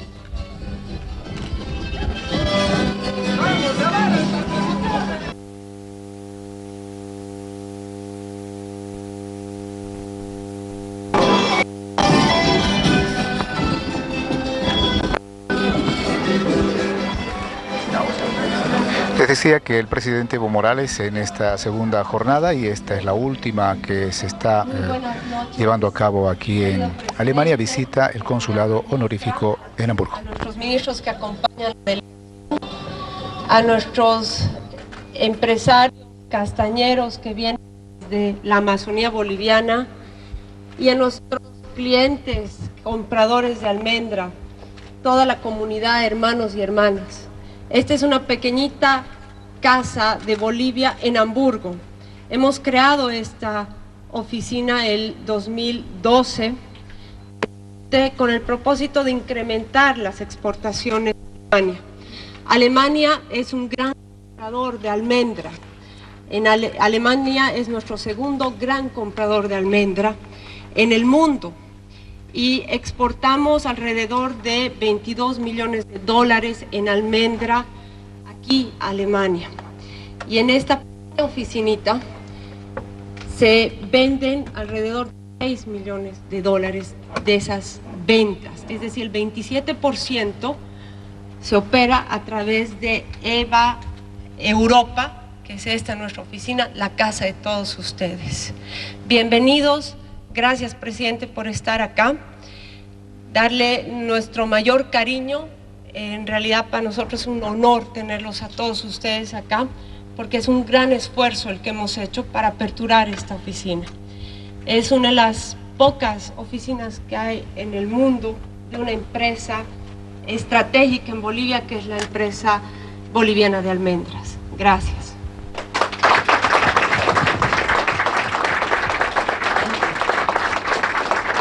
Seguidamente escucharemos las palabras del señor cónsul honorario en Hamburgo, señor Rolando Haches. Muchas gracias, muy buenas noches a todos ustedes. Siento mucho que estoy un poco ronco, fueron días activos ayer y hoy. Para mí es un orgullo como boliviano, señor presidente, recibir su visita en una empresa estatal, EVA. Sabemos que usted ha impulsado las empresas estatales a nivel nacional y creemos que la empresa boliviana de almendras es un excelente ejemplo de lo que el Estado boliviano puede hacer en sentido de relacionarse con mercados internacionales que son muy exigentes. En el 2010, EVA empezó a exportar solamente 40 contenedores, es un valor aproximado, y el 2015 produjo 120 contenedores. Es un logro que año a año va 40 contenedores el 2010, 60 el siguiente año, 80 el siguiente año, 100 el siguiente año y 120. Es para nosotros muy grato, señor presidente, presentarle a una excelente calidad de clientes como la gente de empacadores finales, tanto en Alemania como en UK, y ese es el logro de EVA en este momento. Tal vez le muestro un poco de los números de EVA. Estos son los números de lo que hablamos. Tenemos las exportaciones de los 40 contenedores, 70 contenedores, 80 contenedores el 2014 y el 2015 llegó a más de 100 contenedores. Hemos diversificado también la producción, hemos ido a hacer algo de orgánico, el 2010, 2011, 2012 no, y después empezamos a buscar mercado orgánico en Alemania y en Europa. Y estos son los números del crecimiento de diversificación de mercados. Estas son las exportaciones, las ventas en millones de dólares. Empezamos 2010 con 3 millones, 2011 con 5, 6 millones, bajamos en 2012, todo el sector sufrió la crisis, el 2013 fue para 7 millones, 2014 7.7 millones, 2015 arriba de 10 millones. Sin duda es un excelente proyecto del Estado boliviano, es algo que lo que el Estado boliviano puede hacer. Lo mejor de esto, señor presidente y autoridades, es que están acá los clientes. I would say this in English. Something great is that customers are here. Customers are here, and this is great for us to show to the president. Presidente, yo dije, estamos contentos de tener aquí a los clientes mostrándole que el presidente está soportando un proyecto social. It's a social project to protect our environment in the Amazonian forest. Finalmente, nuevamente son las proyecciones que ya les comenté. El 2013 se crea EVE Europa y empieza a hacer 26 contenedores el primer año, 35 contenedores el tercer año y 40 contenedores el 2015. Desde esta oficina, con 3 funcionarios, estamos haciendo esa cooperación.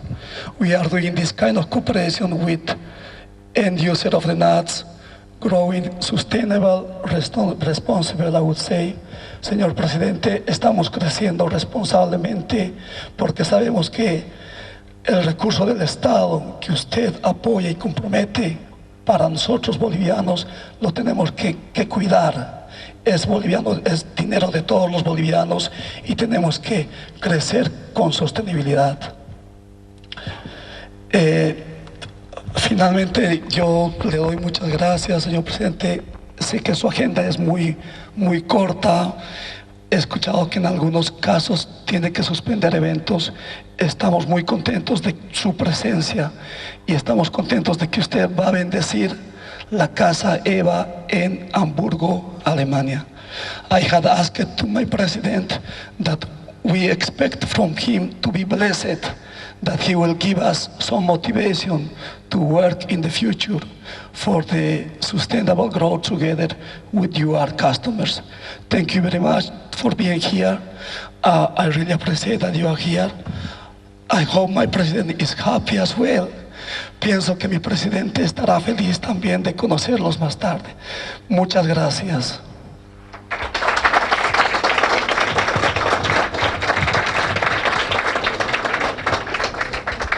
A continuación vamos a escuchar las palabras del señor Agustín Vargas, presidente de CADE-XNOR.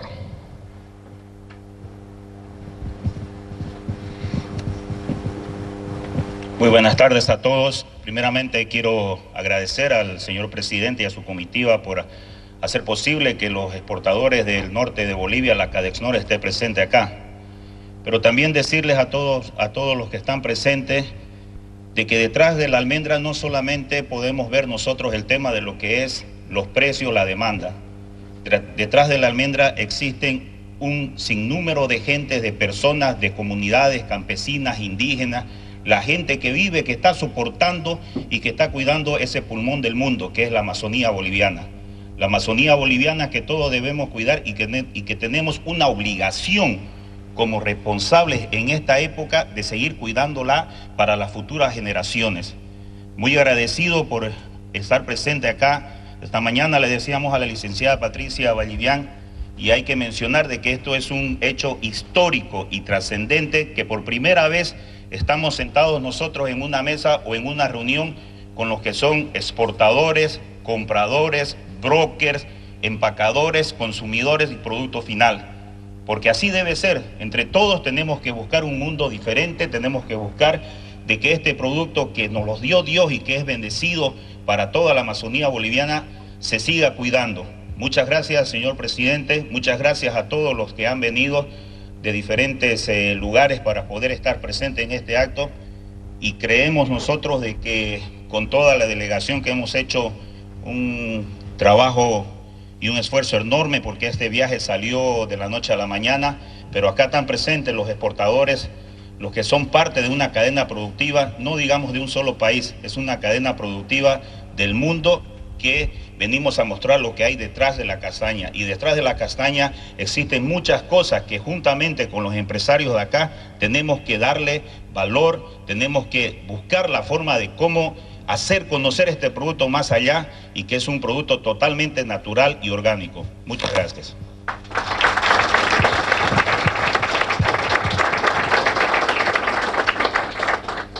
A continuación escucharemos las palabras de nuestro hermano presidente del Estado Plurinacional de Bolivia, don Evo Morales Ayma.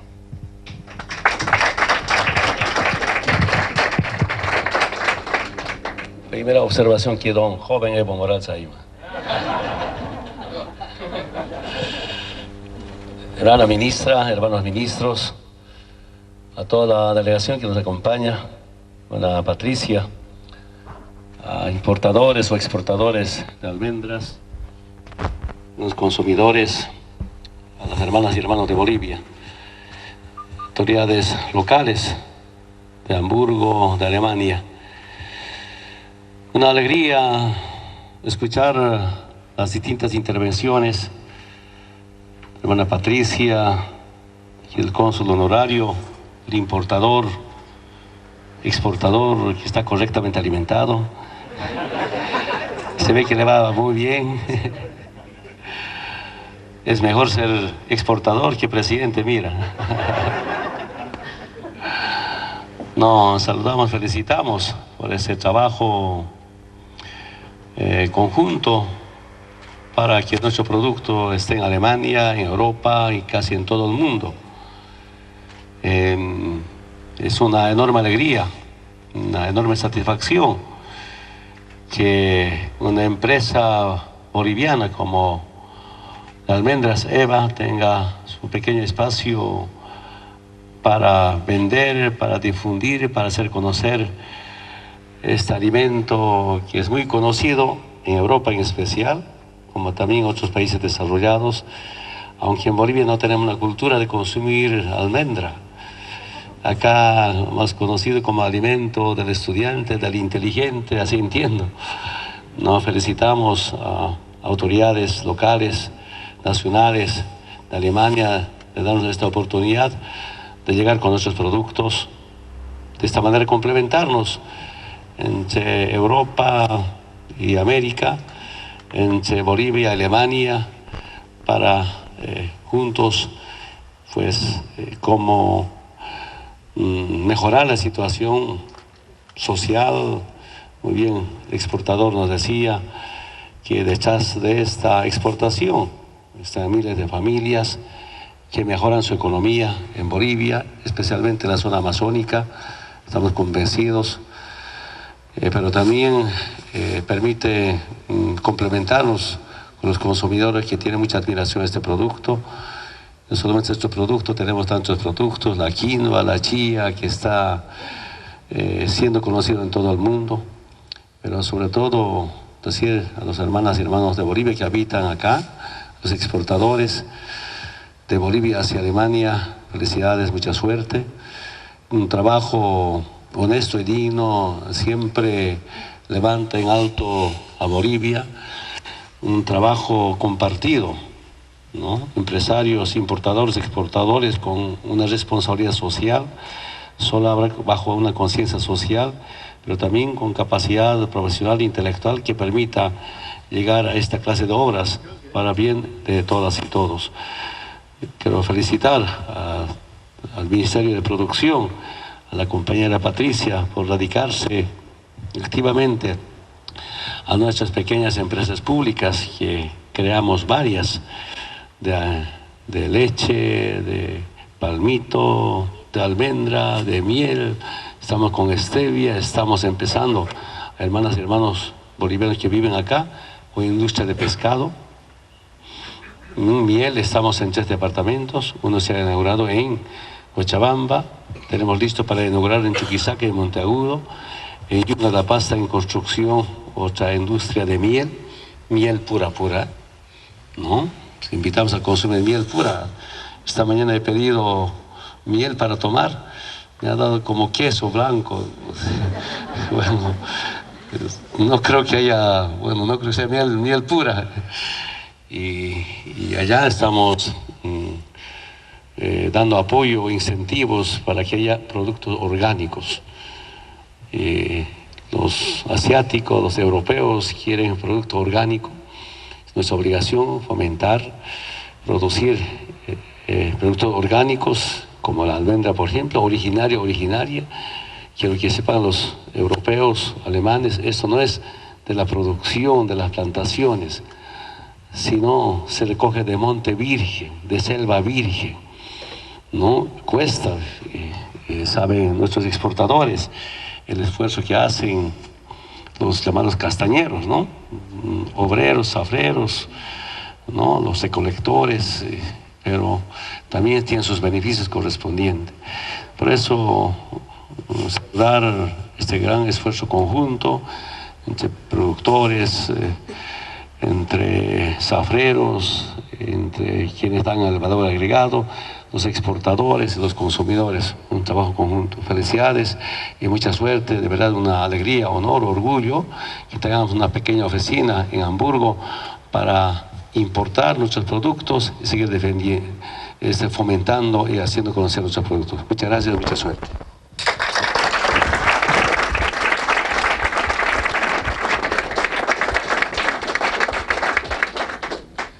Muchas gracias por sus palabras, señor presidente. Ahora vamos a seguir con el programa a la chaya oficial de las oficinas de EVA Europa. Le pedimos que nos puedan seguir. Bien, el presidente se va a dirigir hasta otro ambiente, el consulado honorífico. Mientras tanto, volvemos hasta la Ciudad de La Paz con Mildon Guzmán. Pequeño podremos ir a las oficinas. Gustavo Arévalo continúa. Una de las últimas actividades que viene realizando el presidente de Estado, Evo Morales Ayma, allá en Alemania, Hamburgo, en esta ocasión, ya conociendo y además va a inaugurar las instalaciones de la empresa boliviana de almendras, EVA, que tienen allá ya un lugar de venta realizado, concretado en Europa para diferentes países. El epicentro, por supuesto, Hamburgo, en el cual en este momento el presidente Evo Morales va a inaugurar y va a realizar el descubrimiento de la plaqueta que se ha instalado en este país para estas oficinas de nuestra empresa boliviana de almendras. Pero en el marco de esta agenda que ha ido cumpliendo, también hemos podido conversar con bolivianos que residen en Hamburgo. Ellos se han mostrado satisfechos y además muy orgullosos por la situación en la cual se encuentra Bolivia económicamente y la imagen que está brindando a Europa, pero también al mundo.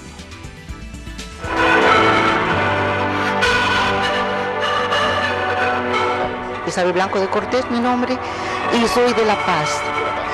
Específicamente soy de Viacha, de un pequeño pueblito que está cerca de La Paz. Mi nombre es Eric Cortés Gutiérrez, un cariñoso saludo a todo mi país, al cual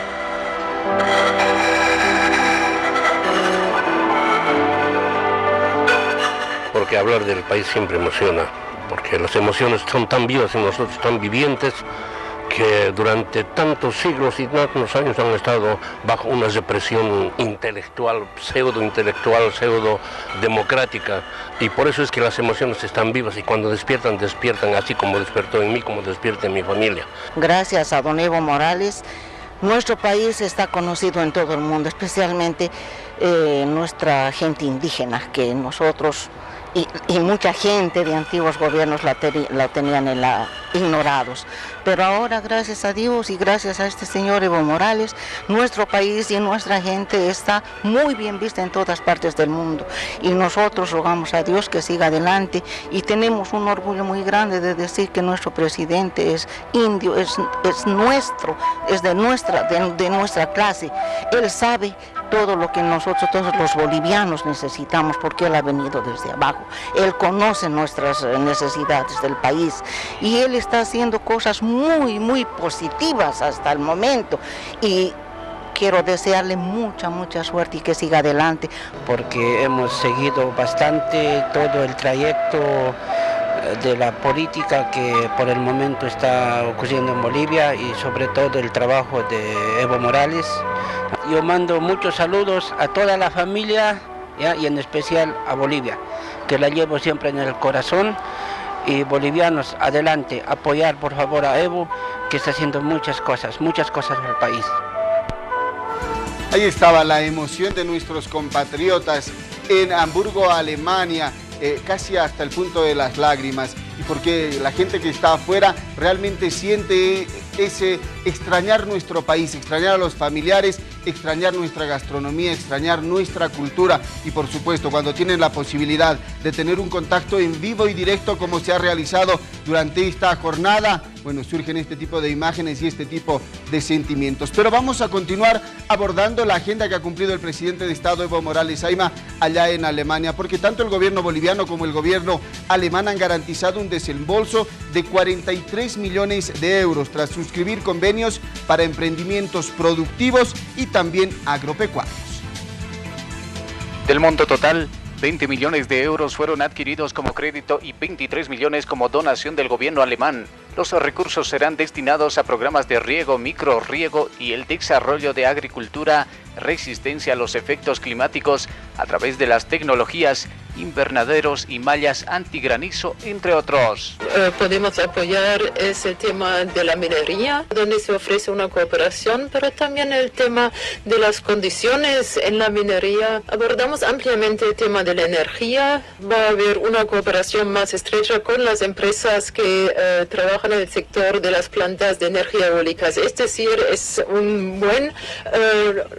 una mayor intensificación de las relaciones. Bolivia invertirá en adquisición de tecnología alemana en el marco de la decisión de convertir al país en el centro energético de Sudamérica. La transferencia de la tecnología alemana, para los próximos 3 años tenemos previsto una inversión en la adquisición de tecnología alemana, más de $1.000 millones. Hemos decidido en Bolivia ser el centro energético de Sudamérica, y saludo esta gran voluntad de cooperación, de facilitar esta transferencia. Recordar que Bolivia y Alemania tienen varios proyectos en ejecución en diversas áreas, por lo que se ratificó el acuerdo con ese país por el monto de 143 millones de euros para programas de agua, saneamiento, energía, bosques, medio ambiente, que se consolidó en mayo pasado.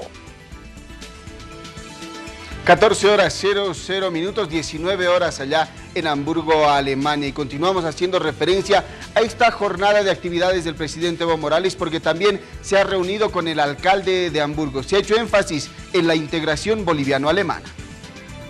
Bueno, primero impresionado por la recepción de nuestro hermano alcalde, muy contento, impresionado por la hospitalidad, por la gran generosidad, por las propuestas sobre el tema eólico, muchas gracias, de contacto con los empresarios, y una gran interacción, ¿no?, que se gesta entre Bolivia y Alemania y con Hamburgo. La visita la realizó este jueves a la alcaldía de Hamburgo, donde intercambió regalos con la autoridad local. Destacó la presencia de un busto de Simón Bolívar en los pasillos de esa dependencia y agradeció el apoyo de cooperación en materia energética. Impresionado, Simón Bolívar en Hamburgo. Entonces eso, solo falta Hugo Chávez, espero que pronto pueda ser Hugo Chávez, una región de izquierda que con mucha claridad lucharon por la independencia, por la liberación, por la dignidad de soberanía, no solo política sino económica, y felicitamos. Y pedimos al alcalde que me defienda frente a las ofensas de Obama. Y esas son las actividades que viene cumpliendo en esta larga gira o recorrido por Europa que está desarrollando el presidente de Estado Evo Morales Ayma, con muchísimas actividades, ya concluyendo su actividad en Alemania. Está visitando en este momento las instalaciones de la empresa boliviana de almendras. En cualquier momento estaremos nuevamente con nuestra señal en vivo y directo para conocer más detalles acerca de esto que se realiza también en el consulado honorario de nuestro país en Hamburgo. En cualquier momento, nuevamente con ustedes, Bolivia TV Internacional. Permiso.